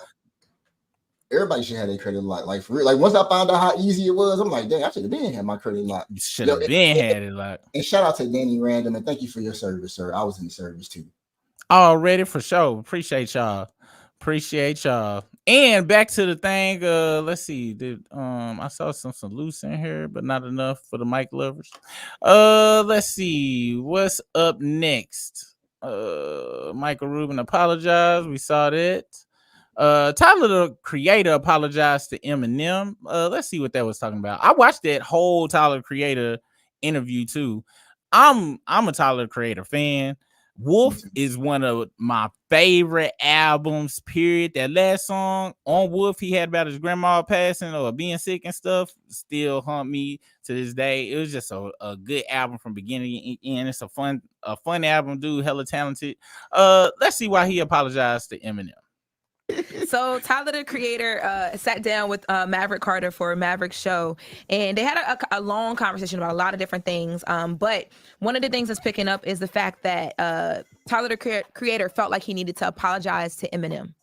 I seen this show called, I think, Painkillers on Netflix, and it's about like how people got addicted to opioids in like the 90s or whatever. And Eminem put out this album called Recovery. It's 2010. I was a big Eminem fan, and when that album came out, I hated it. Publicly was like, this is whack, didn't like it. And after watching that show, dude, I felt so bad because unlike me publicly saying that stuff and him getting off drugs and being clean and getting to a point in his life that's behind him, and me implying like, you need to, no, this is whack. He probably felt like I was attacking him. I thought I was just like, I don't like the music. He was in a different part of his life and probably felt like I was attacking him. And now I feel so bad about saying that stuff because my perspective was so limited. I love when people are loud. How you feel about that, bro? Because I ain't know about I knew about his drug struggles and stuff because I read I think right before that he had like OD'd in his house before that Eminem did. I think it was in like GQ magazine or something like that. He had did a spread on it, and I didn't listen to Recover. I ain't listened to Eminem really since Encore. Encore was my last Eminem album I really liked up until his recent one. But how you feel about that apology, man? To me, that sounds very stand-up-ish. Yeah, I think that's real. I got much respect for that. And I think that Tyler did that because Tyler is like a real artist and he respects the artistry. So when he was critiquing that album, he was like, "It's just a trash aggregate of music put together." But then once he realized what it was really about, he was like, "Oh, damn, man, I feel bad." So I respect it. Which is crazy because I just brought up Lotto. I just brought up Gucci Mane's. And the thing about music now that's super sad is there usually is no overarching message to the albums no more. It's just a collection of singles that they done put together on one thing. And with Eminem, even with his last CD, his albums be an album. Like it's all cohesive. Every song you need to listen to the order in order to experience the story. One of the reasons why I believe you said Kendrick is one of your favorite artists because his albums are actual stories. Like it's an experience. It's like going to the movies or something like that. And you know, it's the Outkast used to kind of do the same thing. Wu-Tang used to kind of do the same thing of just having an overarching story. That's why Only Built for Cuban Links is one of my favorite albums of all time because that story of them starting off like being broke and is basically Scarface if you really listen to the first album. But shout out to Tyler Creator for his growth and things. This week in music news, Not Like Us is number 3 on the Billboard Hot 100. Only being beaten by Shabuzi and Post Malone. It's been on the charts for 14 weeks now. It peaked at number 1. Last week it was number 3, and it's just steadily moving along. The fraudry hate is continuing. It's a beautiful thing. For the Billboard 100, well, Hot 100. I don't know what's the difference on that. The Billboard Artist 100, Taylor Swift number 1. This girl been number 1 for 119 weeks, bro. That's wild. And this is just all of her. I think this is like all her over her career, how many weeks she done been number 1. And weeks on the chart, 524 weeks. Let's see how long that actually is. 524 That's at least weeks. 10 years. At minimum 10 years. That's bananas. That you were right on the dot. That's 10 years. Wow. And I don't get it. So like, I don't know how this happened, but my daughter is my daughter. I know how the Beyonce thing happened. My daughter's a Beyonce fan, but she also liked Taylor Swift. Her mom was like, how our daughter become a Swift? But she is. So I had to go see Beyonce, that movie she came out with that was like 3 hours of her tour. I was like, when I watched it, I'm like, dang, Beyonce cold. Like Beyonce, an athlete out here. Beyonce is cold. Then when I saw Taylor Swift one, I fell asleep. But it was like the most boring thing I ever. And I don't understand the big deal about Taylor Swift. I don't get it. You can pay me to understand. I done seen her perform. She just walked back and forth. And half the time she got the mic out, letting the crowd sing all her songs for her. Like she don't really be doing nothing. And from my music, it ain't like she got no dynamic vocal ability that's just killing the game. Here go fraudry, and here go Taylor Swift. Like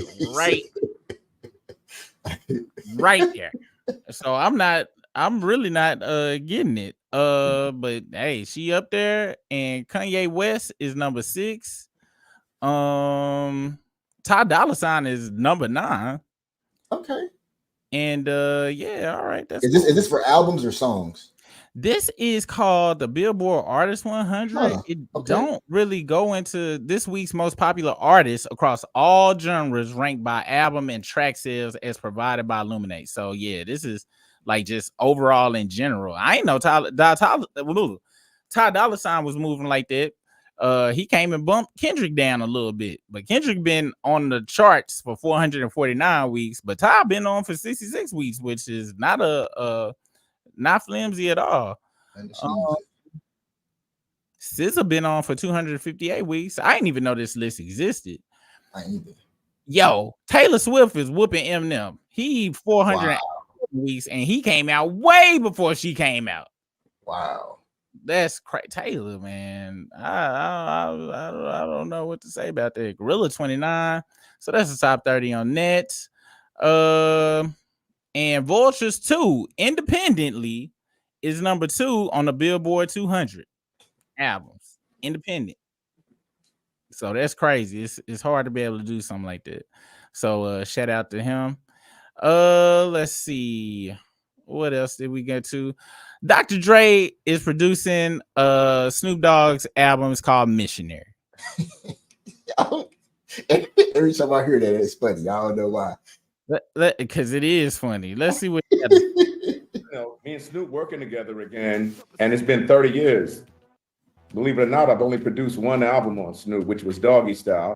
Ain't it crazy? Have you noticed how like you be hearing your artists talk and they interviews from like the late 80s and stuff, and then like Cedric the Entertainer pissed me off when he do interviews with how he changed his whole entire accent. It so mad because he talks so. I was like, bro, you don't talk like that, bro. I get code switching if you broke and you got to work at a job or something. But once I'm balling, I'm not code switching. Same thing with Kanye. Kanye be talking all proper and stuff. All that ain't nothing wrong with pronunciation. Okay, y'all. I'm not saying that. I'm just saying it's crazy how as you get older. You know what I'm saying? You be hearing your artists, especially we kind of grew up with all these people, right? So yeah, crazy. So in 20 years, you hear Glorilla talking like a rogue scholar. You gonna be disappointed in that, dude? Have you heard old Yo Gotti versus how he talk now? Or old Jeezy? How versus how he talk now? I haven't heard like a close ratio of it, the close difference. And I hear Sauce Walker earlier trying to get there. He putting words together that don't really go together, but he's trying to figure it out on his own. So, but let's see what he got to say about the missionary. And that was 30 years ago. We've done a lot of things in between, and songs and performances and film and things of that nature. But this is my first time actually producing an entire album on him. His album is Missionary. What was it like being back in the studio? That ain't the right question to ask. We want to know, why is it called Missionary? But anyway, so yeah, we're gonna be on the lookout for that album. For an entire album with a and I'm glad he kept it real, because everybody thought Dr. Dre produced all the Doggy Style when Daz did hella tracks on there. DJ Quick did a lot of production on there too. So I'm glad he said this is my first album. I'm fully producing him, keeping it real, whatever. And I'll check out the Missionary.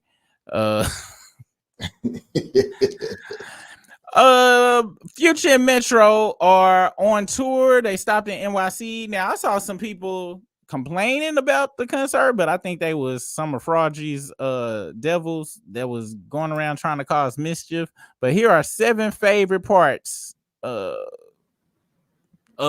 best moments of they tour according to Billboard.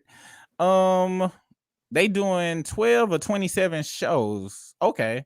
Young Metro got the party started early around 9 o'clock with a solo set. Then Future tag run through his whole string of hits from his decorated discography before they reunited to stretch the run of the show across the finish line. There are plenty of surprises. One being a few brave fans rocking Drake's OVO brand and Drizzy tour merch to the show. Would you be that brave? First, I don't own no OVO merch. I don't own no Drake tour. And I ain't go front. If you wearing an OVO shirt, the first thing I'm gonna do, like, babe, look, it's a pedophile lover over there. Look at him. He has the gear on. Next up, another came when the New York City Artist Showcase broke out in the midst of set changes, which was headlined by cameos from A Boogie with the Hoodie, Cash Cobain, like one of my favorite artists from New York right now, and Fabio Foreign, he dope too.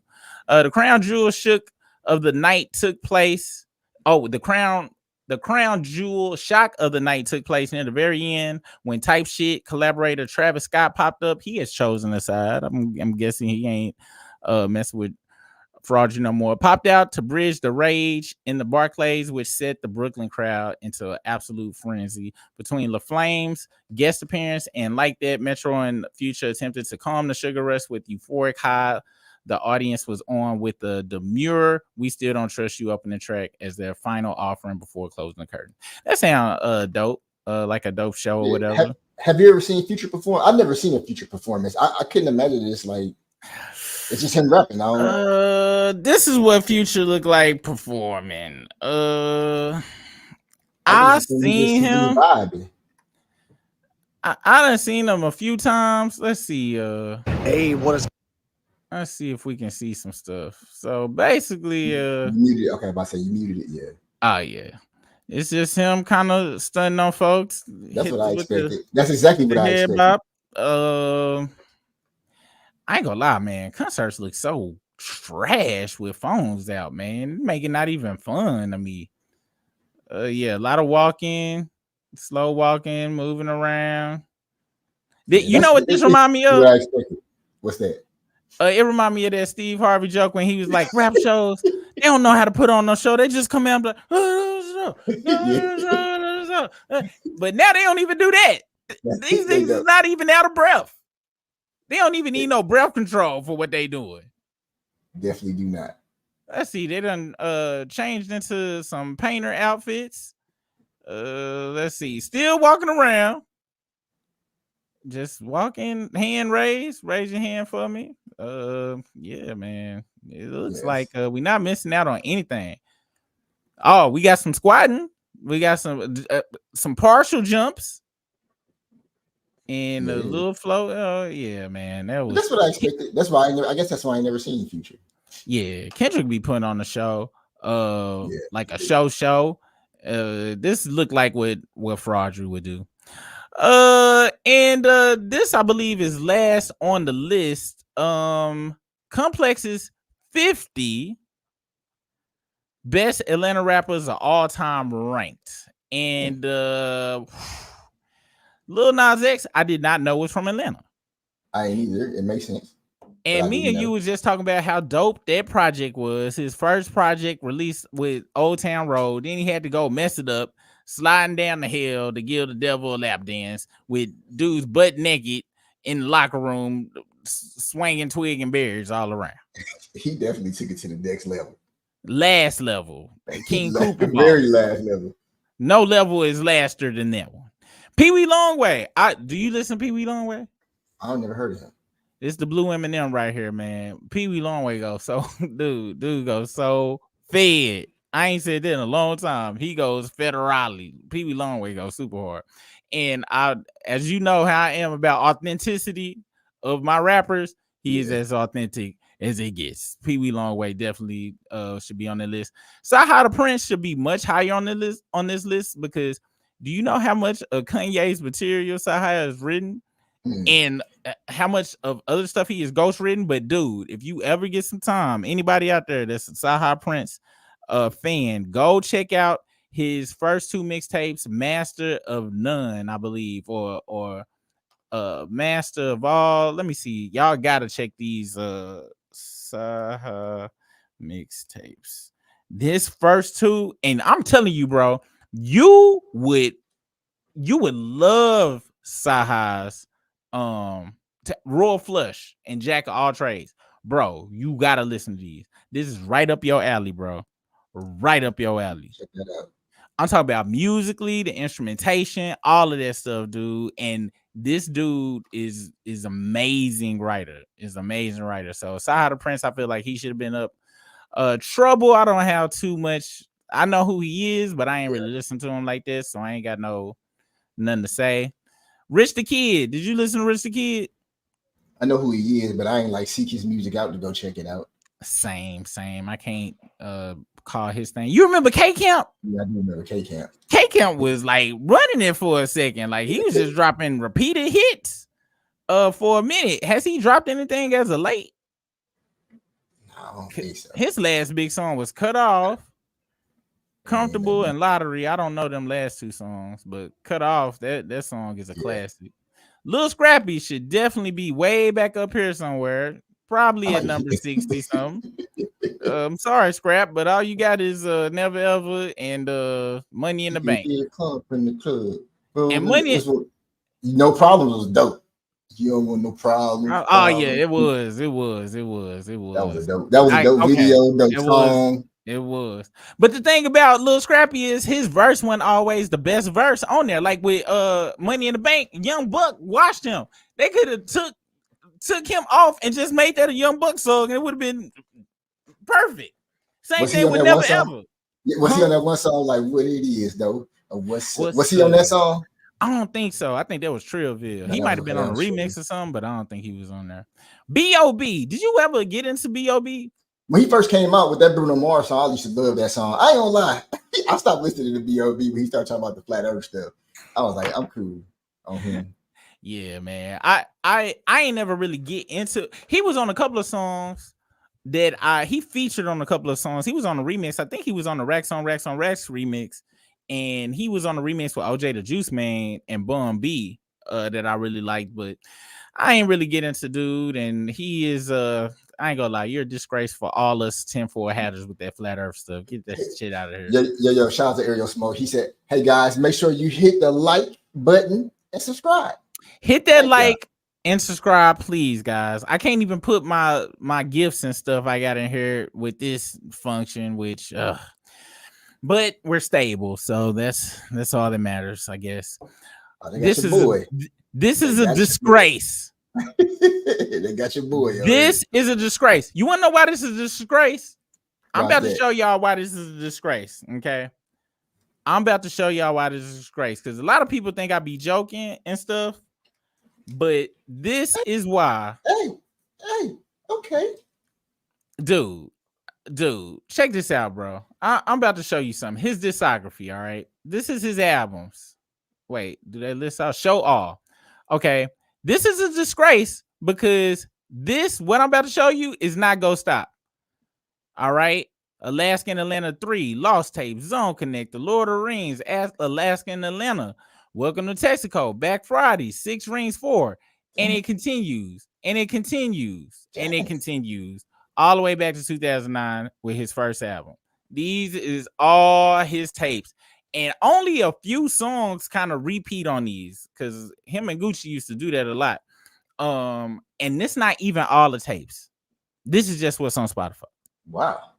So OJ has kept us fed for years with some of the most basic of trap rap that you could want to hear as far as lyricism, but as far as swag, it was stupid, fruity swag, maxed out all the way to the future.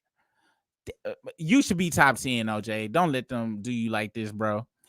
Roscoe Dash. I forgot about Roscoe Dash. You know he from Arkansas? For real? And a lot of us don't fuck with him because he was like, I'm from Atlanta. We was like, you hoe ass dude. All right, you from Atlanta, be from Atlanta then. That's why he asked the last time they checked on him, which there's nothing wrong with driving Uber, but if you go hate on your city and then try to stunt like you balling and you really ain't, and you driving Uber and you lying about it and somebody catch you and take a picture of you and post it online like they did Young Jock, that's what you deserve. Don't you ever disrespect the Rock, boy. You from where you from. But No Hands is a classic. Yes. No, that song. I forgot about Roscoe Dash. Love the way you move it, got me in a trance. Ooh, all the Mad Libs. His singing Mad Libs was dope. Sean Paul. I just showed you Sean Paul from the remix with Total. He was in what was their name? If you don't give a damn, I don't give a fuck. Hey, if you don't give a damn, what was the name of that group? Young Bloods. He was in Young Bloods, but he was solo first. He was solo first. So yeah, he could be up there. Cool Breeze. I know you know who Cool Breeze is. Yep. I only heard his one album that I remember, but he went crazy on Goody Mob first album and everything he don't really touch. So shout out to Cool Breeze. Young Nudie. I fuck with Young Nudie. Are you familiar with Young Nudie? I don't know who that is. Young Nudie is he a studio rat. He always on somebody project. He's super dope. I fuck with Young Nudie. Rich Homie Quan. I know you know Rich. Yeah, I definitely know who that is. That one song he had some type of way. I remember that first came out. Ooh, that's some type of way, boy. Then that Lifestyle. I ain't gonna lie, like I remember because I used to listen to it and I used to see video. Then I saw him do the Rich Homie Quan dance. I was like, I'm done. Like I ain't really. That was just some wild shit to me. Seeing that dance, he was a little bit. Let's go back in time for a second and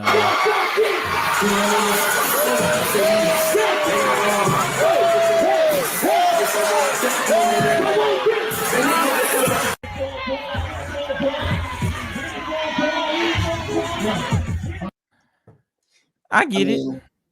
But it ain't as impactful as it was back then. It's another video of him. He didn't have no shirt on, and it looked very little baby hugged up ish with Meek Mills doing the bunny hop. So I get what you're saying. But Rich Homie Quan is super talented. I just seen him on Math Hoffa and stuff. So I guess that's a good one. Fabo, D4L. He was him. Word, is he like we was at the Tom Joyner cruise when Saint was there and they had him performing there, and Fabo was one of the artists that was performing, so we was chopping it up with him. Dude was cool in the mud. Oh, that's what's up. Yeah, he got one of them like real big personalities that just go through the screen and stuff, and he just seemed really himself and comfortable with himself. And he like the old dirty or the crunchy black D4 to me, where he got the most memorable verse. You gonna remember all his verses. when he come through. So shout out to Fabo. That's crazy. He above Shy the Prince though. All these, there's a lot of people that shouldn't be above Shy the Prince. All right, so I respect that. Nugget be book. Rock your hips. I ain't gonna lie. Crime Mob is hard. Crime Mob. They should have just grouped Crime Mob together and put them in the group. I can't really speak outside of her Crime Mob music because I ain't heard it, and she definitely should not be above Sahara Prince. Matter of fact, there's a few folks she should not be above, but hey, it is what it is. Bankroll Fresh, RIP. I believe he is no longer with us. If I'm remembering correctly. It's only one song. Yeah, he was killed in a shootout in 2016. Damn. The only song I know of his is this song with Jeezy called All There. And I'm talking about, I will play that song on repeat. Like to this day, if that song come on while I'm working out or something, All There, dude, repeat. Like it go hard. He had a dope voice too, a dope rap voice. So RP to them. Childish Gambino, number 33. You a fan of Childish Gambino though, ain't you? I'm a huge fan of Childish Gambino. I think he should be higher. Were you a fan of his like Camp and all of them mixtapes, them rap tapes in the beginning when he was like trying to sound like Lil Wayne and stuff? Like before he started singing? No, I remember that. Hold on. So this was him at the very beginning, and this one he was in Fader magazine 24/7 all the time because he was super hipster rap. Childish Gambino is one of the most talented people out there. Like he can do a lot of TV stuff, shows, songs, like he cold. He can do pretty much whatever. So Camp was his first tape, 2011. You don't remember that? I didn't mess with him because I was like, oh, so, and I think he said Lil Wayne was his favorite rapper around the time, and you could tell. Then next up was because of the internet. You remember that one? I do remember that. I'm gonna have to check out the Camp. Yeah, and then he started getting into the singing and stuff or whatever more. So yeah, I ain't mad at his place on the list or whatever. I can't really get into him musically outside of a couple of songs. He had one song called Saturday that he only performed live on SNL, but yeah. Hey, my man, I just saw a comment pop up. Kitty Roberts said, "Is Fraudry on the ATL list?" They gonna have that motherfucker number one. Watch, dirty motherfuckers. Big Gip. I gotta say he should be grouped together with. I don't like them breaking apart groups. And I mess with Big Gip. He got one of my favorite verses on Dirty South. Not Dirty South, but Soul Food. Yeah, what I see I love is what I that write. I love Big Gip on that. But he shouldn't be above Sahara Prince. Lisa Leffer, I didn't know she was from Atlanta. I know either, but I thought she had moved from somewhere else. Like, hold on, cause I can't be tripping. So Philadelphia. Yeah, exactly. I knew she was from up north. She from Philadelphia, Pennsylvania. So maybe they just counting this list because of people who like broke out in that city or something like that. I ain't gonna lie, this done bogus eyes the list. And Soulja Boy and Gucci both from Alabama, actually. So, and I bet you they both from. Wait, not Gucci. Well, yeah, was Gucci born in Alabama? I know Soulja Boy was born in Alabama. I bet you. I know Soulja Boy on this list. And Jeezy, I don't think he from Mechanicsville. Yeah, and Gucci from Alabama too. Damn, I be knowing too much of my artist business. But yeah, I like you said, I guess is where they broke out at. So it's all Pastor Troy 30. He should be way up higher. He definitely should, bro. This list is shitty. Yeah, the Pastor Troy should definitely be up way higher than this. And he is from, man. Let me make sure. I'm pretty sure Pastor Troy is definitely from Atlanta. From Atlanta. Like I feel bad looking this up, but I'm pretty sure. Yes, he is from College Park. Yeah, Atlanta. This is not right. No more playing GA. That damn vice versa. Man, we ready? All that. We ready. We ready. We ready. I'll go to jail over we ready, boy. We ready, come on. He get everybody just what? Yeah, man, they dark, man. I'm sorry, Young Dro dope, but how's he over Pastor Troy? Pastor Troy should be top 10. He definitely should. Wow, but Shoulder Lean is a super classic, boy. And Young Dro Cole, he got some. He can rap. He can rap. He can rap, but he shouldn't be over him. Soulja Boy should be higher. He should be higher, and not skill wise, but influence wise. Like it's Soulja Boy. Soulja Boy is one of the most influential rappers in the game, considering what he did with the internet and rap. He should definitely be in top 15. He shouldn't be over Saha or Pastor Troy or none of the the OGs and nothing like that. But he should be higher than this 28 for sure. Jid, I ain't heard this dude. I know he signed to he's cold to J. Cole, and I've been hearing a lot of people saying he dope. And Surround Sound featuring 21 Savage. I ain't never heard this song before. Have you heard this song, Surround Sound? I probably haven't. I just didn't know the name of it, but I heard a lot of his music because I listen to like when I listen to Spotify, I'll just cut on the artist and just let it play, and I'll be driving around or doing something. I just hear all these songs, but I don't know. Gotcha. All right, this is for people that is not of the know of ATL history. MC Shadi is like the first rapper from Atlanta like to get a deal. And move around like that. He was going back and forth to New York, Florida, whatever. This is OG in the game. Wait, hold on, I might be wrong. Hold on, it said he wasn't the first rapper from Atlanta to have some radio success. That would be Mojo, but he was the first from Atlanta to transcend the city. He signed to Uncle Luke Skywalker. Okay, I knew he was like the first dude that made them like other people acknowledge, be like, yo, we getting heard and stuff. And he went down to Florida and stuff and started doing that. He was working with DJ Toomp from back in the day too, as well. Lotto over Pastor Troy. I think that's the recency bias right here on that one. There's no way she should be over Pastor Troy. I mean, but I think she's placed well on the list, but she just said Pastor Troy should have just been high.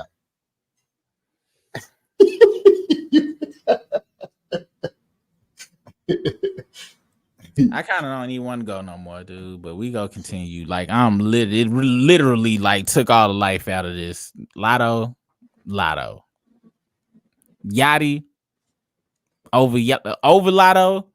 This list is getting very monkey right now, and I mess with Yachty. And Yachty done did a lot of behind the scenes stuff or whatever. And this ain't even just him riding the dildo that is fraudery right now. It's just, I ain't gonna lie, man. Pastor Troy being so high, and then these two. And you said, what did you say? It's the recency of it? Recency bias. Cause they knew her. Yeah, because she had more hits recently. Like I almost until we talked about this list, like I almost say I forgot about Pastor Troy, but I hadn't thought about Pastor Troy in a very long time. Waka over Pastor Troy, I'm just not accepting it. Now he should be higher than. I'm gonna be honest. Out of the whole Brick Squad, I ain't really mess with Waka like that. I like when he say Waka Flocka that part, but I ain't never really get crunk off of Waka Flocka music like that. Like to me, he was really kind of the weakest link right next to other boy. I can't even think his name right now, but I guess or whatever. Shouty Low. Okay, here we go. Here we go. Yeah, I rock with that. I rock with Shouty Low. Yeah, Shouty Low. That's one of my favorite swag rappers of all time. Yes, he's definitely in the top 20 of greatest swag rappers of all time for sure. They call me done. Done it all. Like hey, Shouty Low was hard, man. Super hard. Him, OJ, people that really was out there doing that stuff for real. That's the authenticity of their experience that they put through the music. So it ain't the skill as far as the lyrics. It's them saying, I was trapping and I'm gonna tell y'all in my way about me trapping as best as I can over this beat. And it's just going off of the confidence of them. You know what I'm saying? Like, we call it swag rap, but really you can hear the confidence in these dudes. The wackest rappers usually have the most confidence to be able to even sell it to you to even mess with it. Which you want to know something? I hate to go back to Fraud right now. I never heard confidence in dude voice. It never sound like Shawty Low? No, in Fraudry. Oh, okay. It always sounded like empty, like no confidence. Shawty Low, man, full of confidence, bro. Same thing with T.I. T.I. Oh, have you seen that footage of T.I. when he was 14 rapping? Mm-mm. We go when it come to him, we go there. Kilo. Yes. Kilo Ali. What can I say about Kilo Ali, bro? Kilo Ali dropped a album like in 88, 89. It was called America's Got a Problem. Kilo Ali is Atlanta through and through. Kilo Ali, his album that he had with it was called with the song called Baby Baby on it. You know what? This is about to be a Kilo Ali appreciation moment right now. Because I know a lot of people don't know who Kilo Ali is. That's why I ain't even asked you, did you know who he is? Because I know you don't know who Kilo Ali is. Now, this is very it's gonna be very what you about to see gonna be plausible, okay? Like and you know what? I'm cool with catching. We might get a strike for this, but this song goes so hard, you just got to hear it. And it's very pause worthy, all right? Yeah, we're gonna make sure we came out like 97. This is one of my favorite songs, and this album, Organized Bass, was produced by Organized Noise. Oh, I actually heard this song before. Yeah, I heard this song before. Right now. Yeah, so that's Kilo Ali for those that haven't heard of Kilo Ali. This album right here is a classic album. All right, classic album. It's got a feature from Big Boy on it, and like I said, Organized Noise, which produced Outkast, did that. But this is his first, and I got the year wrong. It wasn't 88 or 89. It was 90. Cocaine. America Has a Problem. Y'all gotta hear this song. Hey. You can bankhead bounce to a song about cocaine. All right. But where do they do it all? They put you in a cell, and why you count? So yeah, shout out to Kilo Ali. I'm glad he showed up on this list. This list would not have been a good list without him. So yeah, Kilo Ali is like my I listen to that album all the time. Shout out to Kilo. I was just listening to it the other day. So shout out to Kilo Ali. Gunna, that makes sense. I'm not mad at Gunna's position on here. I like that. Gunna is a very talented dude. That last album, I'm still shocked at how fed that album go. That last album was very just, you let it go. Just straight from the first track on to the rest of it. Very good chilling music. So shout out to Gunna being on the list. Takeoff. I don't like them breaking up the groups. And I don't think Takeoff, even if they did break up the group, I don't think Takeoff is top 20. He, to be honest, a lot of people think Quavo is the fan favorite out of the Migos, but he ain't. Takeoff actually is like most people's favorite out of the Migos, and kind of including myself. Like Takeoff versus be going hard. Quavo just kind of suffered from Omarion. I like to call it the Omarion bias, since he was put out front the most. And girls talk about, but if you like ask like a Migos fan who their favorite one, it is always Takeoff. Let's see. Lil Jon should be higher on this list. Lil Jon was making beats.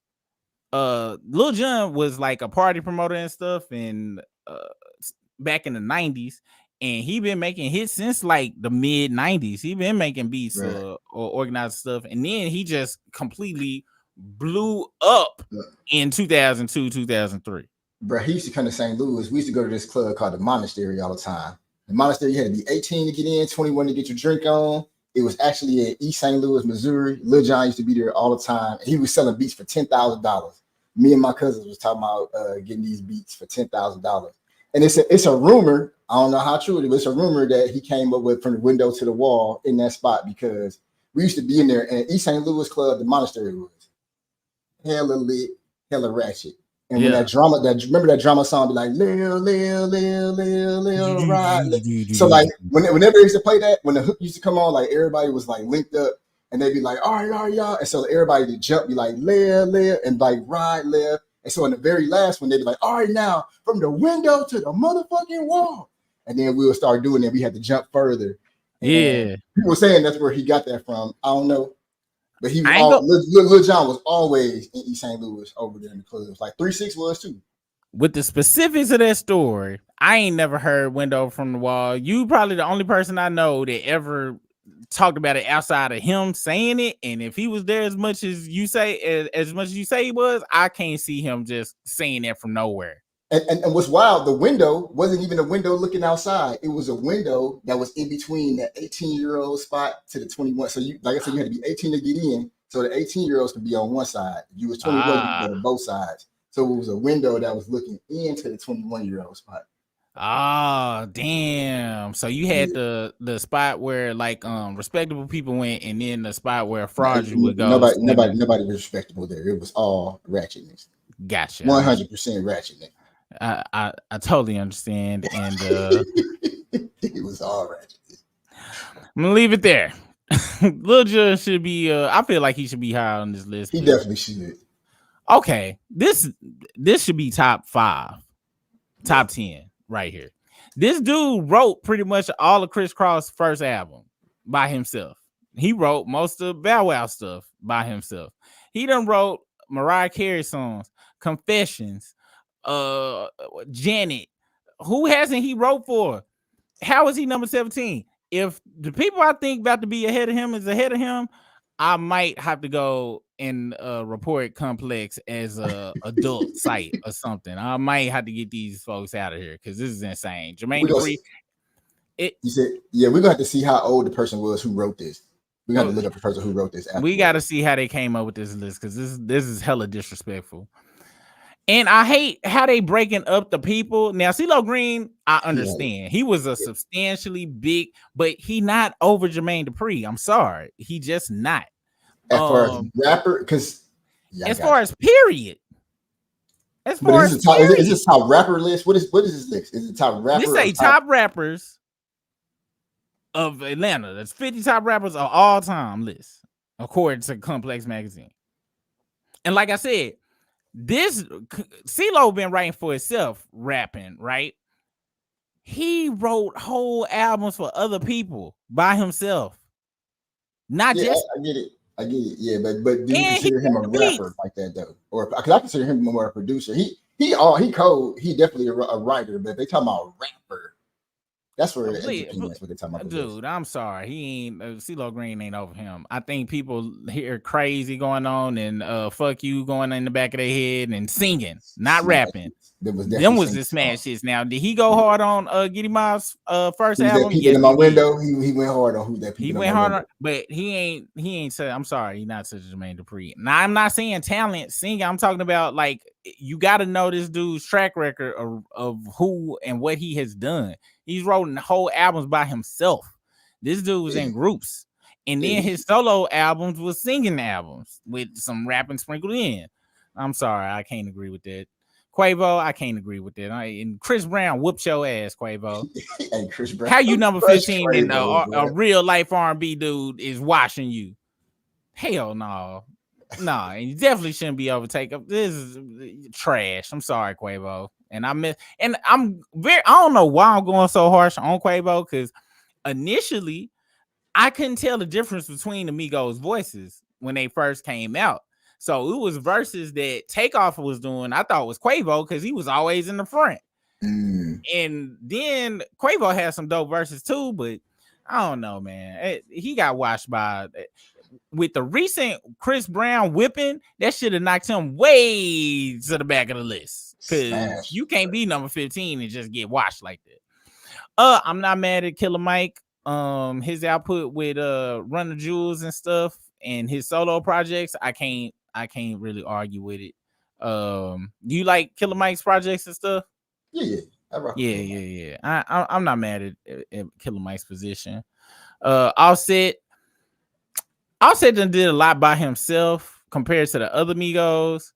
However, He shouldn't be number 13 on this list. Like he really shouldn't. And the Migos, Diamond, Lotto, but like you said, I give it to you on that regency thought process, but I don't. This is too high. I ain't gonna lie though. Playboi Carti, I mess with Playboi Carti very much so as far as on this music stuff. Is unexplainable. Playboi Carti is one of the first people where it's vibe music for me, like the vibe. I know how you because you and Kid and all y'all used to talk about vibe music and stuff, and I listen to it. I'm like, I ain't catching him. It's the vibe that I get from Playboi Carti that I rock with. I ain't heard one of his projects and it's really because of Pierre Bourne production too. But what he do on top of it just is, I call it rap scat. He be scatting and just kind of freestyle, and I mess with Playboi Carti. Now, should he be number 12? No, I don't think so. Like his music is. I like his music. It's something about him that, like, when I see him, I don't know what it is, man. It's like some demonic stuff going on. But I can't explain it. But every time even right now, I'm looking at this picture. It's just something that's just like, don't sit with it. Definitely, he is bunny hopping somewhere for the free. I'm telling you that right now. He should not be number 12. 21 Savage. I ain't mad at 21. 21 Savage. I ain't gonna lie. 21 Savage trajectory. When I first saw him, I messed with his music, but I didn't think he was gonna still be around. I gotta give 21 Savage his props. He a bloke. No, he is. Or whatever they call it over there. He is not. He is definitely. He is a bloke. Yeah, but coming out from Atlanta, I get it. But 21 dope though. 21, very dope. Now, number 11. Oh no. Nah. He put a lot of work in. Top 20. So it looked like, so it says commercials. So maybe they judging it off there. It said commercial success, 103 songs on the Billboard. But then that can't be the case because Jermaine Dupri is smoking that. So, I don't know. All right, now we in top 10. This is disrespectful to me. Like it's like he shouldn't be, because Lil Baby cold as a rapper. He ain't colder than 21 to me. I think he is. He ain't colder than Lil Baby a dope rapper, bro. He ain't colder than Cardi. He ain't colder than I'm sorry. Lil Baby cool, but I can't. I'm be honest. Every album that came out, I try to listen to this dude, and I can't listen to this dude. It's been in the I don't care. Maybe it's because the first song I heard him on was Had Fraudulent on it, and it tainted me forever. Because that's the first time that I knew who he was, but once I heard what he was, nah. Just like that, Lil Baby, he was one of my favorite new rappers that came out. Like, so I'm biased. Lil Baby like one of my favorite rappers. Now, did you see his house on agriculture, architecture, whatever? I didn't. Hold on. He was in Architecture Magazine. I ain't go front. His house is ice cold, and he actually talks distinguishable. He's a very smart guy, man. At all, I respect him. I respect him as a rapper. His music just don't do nothing for me. That's all I can say. Wow, like designed to my like nothing. Growing up, I always my homeboy Fame had sent me this. He was like, "Yo, I can understand what he's saying in this interview." I was like, "Word!" I ain't never heard him. I done heard him on other interviews like the Breakfast Club and all that other stuff. And Crazy Houses, of course. I'm from Atlanta. You see, he said that Dr. Dre effect is happening. He gonna sound like a Harvard professor in about 2 years, bro. He just got a haircut too. He just cut his hair off. Yeah, this house is cold though. I mess with that house. It's pretty fly. Number 10. Remember we was gonna make a video about 2 Chainz? Yeah. How you feel about him being at number 9? I don't think he number 9 out of all the ATL rappers. There's a whole bunch of people that's below him that should be above him. And Lil 2 Chainz is, because 2 Chainz is dope. He is. I guess. All right. If we're going with the relevance, I can't get the. Yeah, you said it right. Relevance. If we going by relevance. Yeah. If we going by that and time and stuff like that in the last since 2008, since we'll say Duffel Bag Boy, he has been consistent. He been consistent, and I'll listen to him above Lil Baby for sure. And a lot of them people, I ain't gonna lie, he kind of is he grandfathered into the game. I give him that. Now it's let's take a guess on the 8. Who you think in the 8? Let me tell you who in my 8 because I've been thinking about it. Of course, it's gonna be Big Boy, Andre 3000, Ludacris, T.I., Gucci, Jeezy for sure. Well, we got 4 more. Let's just go. Let's have what's her name? Rashida. Has she been on the list? She from Atlanta. Rashida should not be on the list. She had that one song, "Do It," and then she has had some recent stuff. But she a reality show star. Yeah, she's reality. Is she in this top?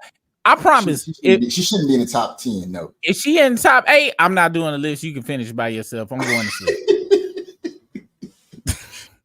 Big Boy. Big Boy is in my top 5 greatest rappers of all time. DOA. Period. Big Boy is my top 5 dead or alive. I rank him over Andre 3000. For me, that's a personal thing. On all the Outkast albums, I know all the Big Boy's verses. Big Boy is my top 5 DOA. Definitely should have been in the top 10. Outkast should have been top 5, if not top 3, if not number 1. But that's here nor there. Ludacris, got to give him his props. Luda is ice cold MC. His word of mouth is a classic to me. Really, to be honest, Back for the First Time is a classic to me. His first 2 albums are incredibly, and then Chicken and Beer too. He really his first 3 albums were like pretty much flawless. The first time I heard Ludacris, we was at the Hard Knock Life Rough Rider tour, and it was in between. It was in between a set, and they started playing that Fat Rabbit song, and I was like, that song was so dope. Yeah, Timberland laced him on that. Yeah. I ain't mad at Ludacris. Young Thug, I ain't mad at Young Thug. I forgot about him too. He kind of on some Soulja Boyish type of influential artist, so I ain't even mad at that. Jeezy, of course, we knew he was gonna be in there. Gucci Mane number 4. So now I'm amazed. I know they gonna put Andre 3000 number 1. I already know that. So who was above Gucci? T.I. and Future. Okay. So I ain't mad. Okay. I ain't mad at this top 5. Wait, what? Jeezy, Gucci, T.I., Future, Andre. The top 10 ain't bad. Yeah. The top 10, I'm not really mad at the top 10. I think Pastor Troy could have went, 9 and 10 I got issues with. I think for 9 and 10, I would have wanted Jermaine Dupri should have been in the top 10 for sure. He should have been like 9. And Lil Jon. Yeah. Period. Lil Jon and Jermaine Dupri should have been in there. And then Pastor Troy at 11. Yep. Oh, I ain't gonna lie, I got a feeling like that was wrong though. But yeah, I agree that definitely, Lil Jon and Jermaine Dupri, I agree. And then Kilo Ali, that's for the A-Town folks, he should be up there. Lotto, damn, Soulja Boy should have been way higher though. Top 15 at minimum. I say top 25 for sure. Top 25 for sure. I don't like how they threw Left Eye in there. Yeah. All right. They top 10 was straight. The rest of this list was very See who wrote this list, man? Who wrote this list? Because we gotta see that. We gotta see how this was. Let's see. You right, man. Let's see. What time is it? Somebody cooked some bacon in there. Oh, it's 10:30. Ain't that bad. All right, from Pioneering. All right, this is by hold on, because I'm about to delete all these other tabs because I want to see what these people look like, and hopefully, so this was a list compiled by this person, John Kennedy, Eric Skeleton, John Bellaris, Kemet High, my bad, Gavin Godfrey, Yoav Phillips, Keisha Jennings, India Rice. Is that a joke name? Peter A. Berry, Deasia Page. I kind of like this Asia. This dude, Maurice Garland, Jordan Rose, and let's see what these folks look like. All right, you got a beaver face. That means I ain't go front. Based on this, I don't think he like us. No. Next up, John Kennedy. All right, you get a pass. Eric, what are your credentials, Eric Skeleton? Because he looks very young, unless it's an old picture. He does look young. He looked very young, and I'm not understanding his they ain't putting nobody's John Barlas. They not Kemet High. These people, I'm not really. They should have okay. Here go Kemet High right here. All right, I'm cool with his and right now we are 100% being very what's the word? What they do, profiling. We are definitely profiling right now, and if you don't like it, you can kick rocks. Okay. All right, John Bellaris. All right, let's see. Is he a photographer? It looked like he may be a photographer. Words in social, EIC. I don't know what that is. I'm sorry, this picture right here. It looks like he's in a loving relationship. I kind of can't feel him on. He shouldn't have had no input on this list. I'm sorry. He's not. He's Eric Skeleton. Let's see who this Skeleton.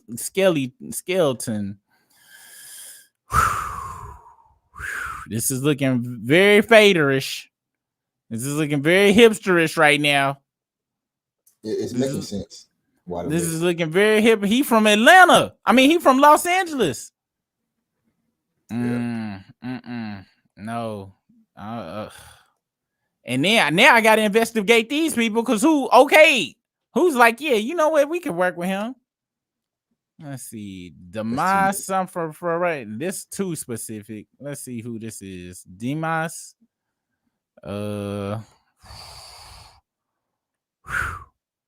Ain't no justice, it's just us. I guess. Who else was on this list? Gavin Godfrey. Who are you? I guess.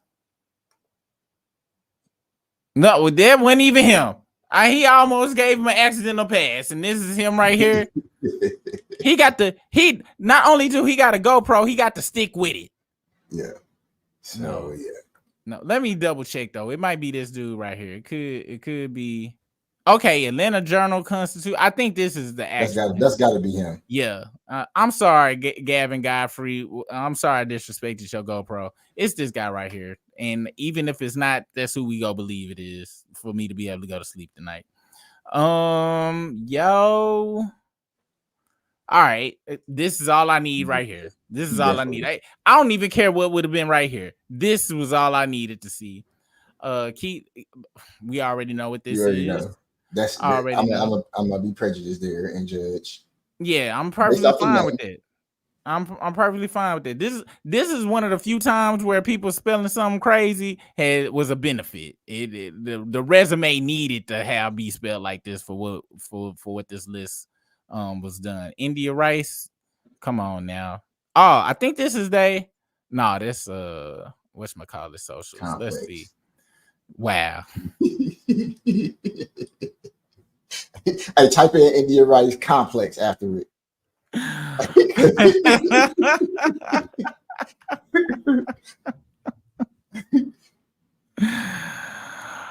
Oh wow, India. Let me see. Let's do complex Instagram. I don't think this is a real name, man. Maybe this is them. Yeah, man. I think this right. You ain't be able to find that. Yeah. Let's see. Peter A. Berry. So is that his Twitter right up under it? Where about? So go back to their names. You're right. They did have a Twitter symbol. Let's see if India Rice had one. No, India Rice. And this motherfucker only got one article, which is that one. I don't know, man. Let's see. Peter A. Berry. This is all I needed to see right here, and I'm pretty sure this solidified it for you right here. Yeah. Let's see. The Asia Page culture reporter for the Atlanta Journal-Constitution. She worked with that other dude, it appears. I'm gonna go ahead and prejudge. Yes, we should. Based off the day. This definitely looks like a Deasia, and here we go. This how Lotto got on the damn list. She was compromised. She like a lot of hoe, girl. Over Pastor Troy. If you don't get that shit out of here. Maurice Garland. Let's see.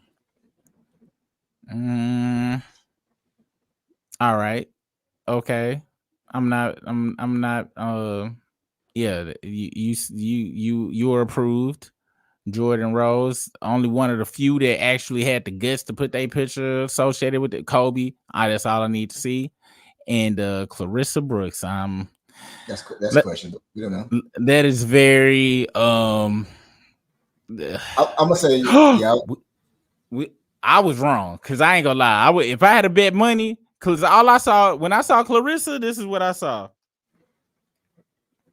It was the Clarissa Brooks. I just thought this is the only Clarissa I done known in my life was on this show. So it was the Brooks for you? Yeah, it was Clarissa Brooks together. Okay. All right. Vibe check. Writer, queer. I guess that's important to let everybody know. So yeah. The top 10 was solid. The rest of the list, and I don't appreciate them breaking up the groups, but that's what it was.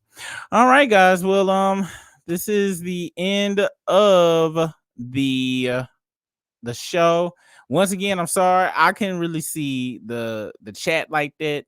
But next time, now I know how to operate this. We in whatchamacallit, what is this thing called? StreamYard. So I'm still kind of learning my way around it. So we should next time I have the chats, I'll be able to see and say what's up, whatever. It was another version of the chats I could have looked at and stuff, but I be wanting to highlight y'all stuff and reading. And I'm musty. All right. So thanks for joining us, you guys. We hope you have a great Friday. Be safe, whatever your job is, your occupation. We thank you for doing it because we need everybody's job. It takes all kind of people to make a world. Shout out to David Ruffin. If you don't know what I'm talking about, go Google that song. Guess what's up. Thanks for going over with me, Brisk, because I know you was trying to get out early. But thanks for hanging. This was a good time. Hey, I hope everybody wake up tomorrow alive. That's what I hope. I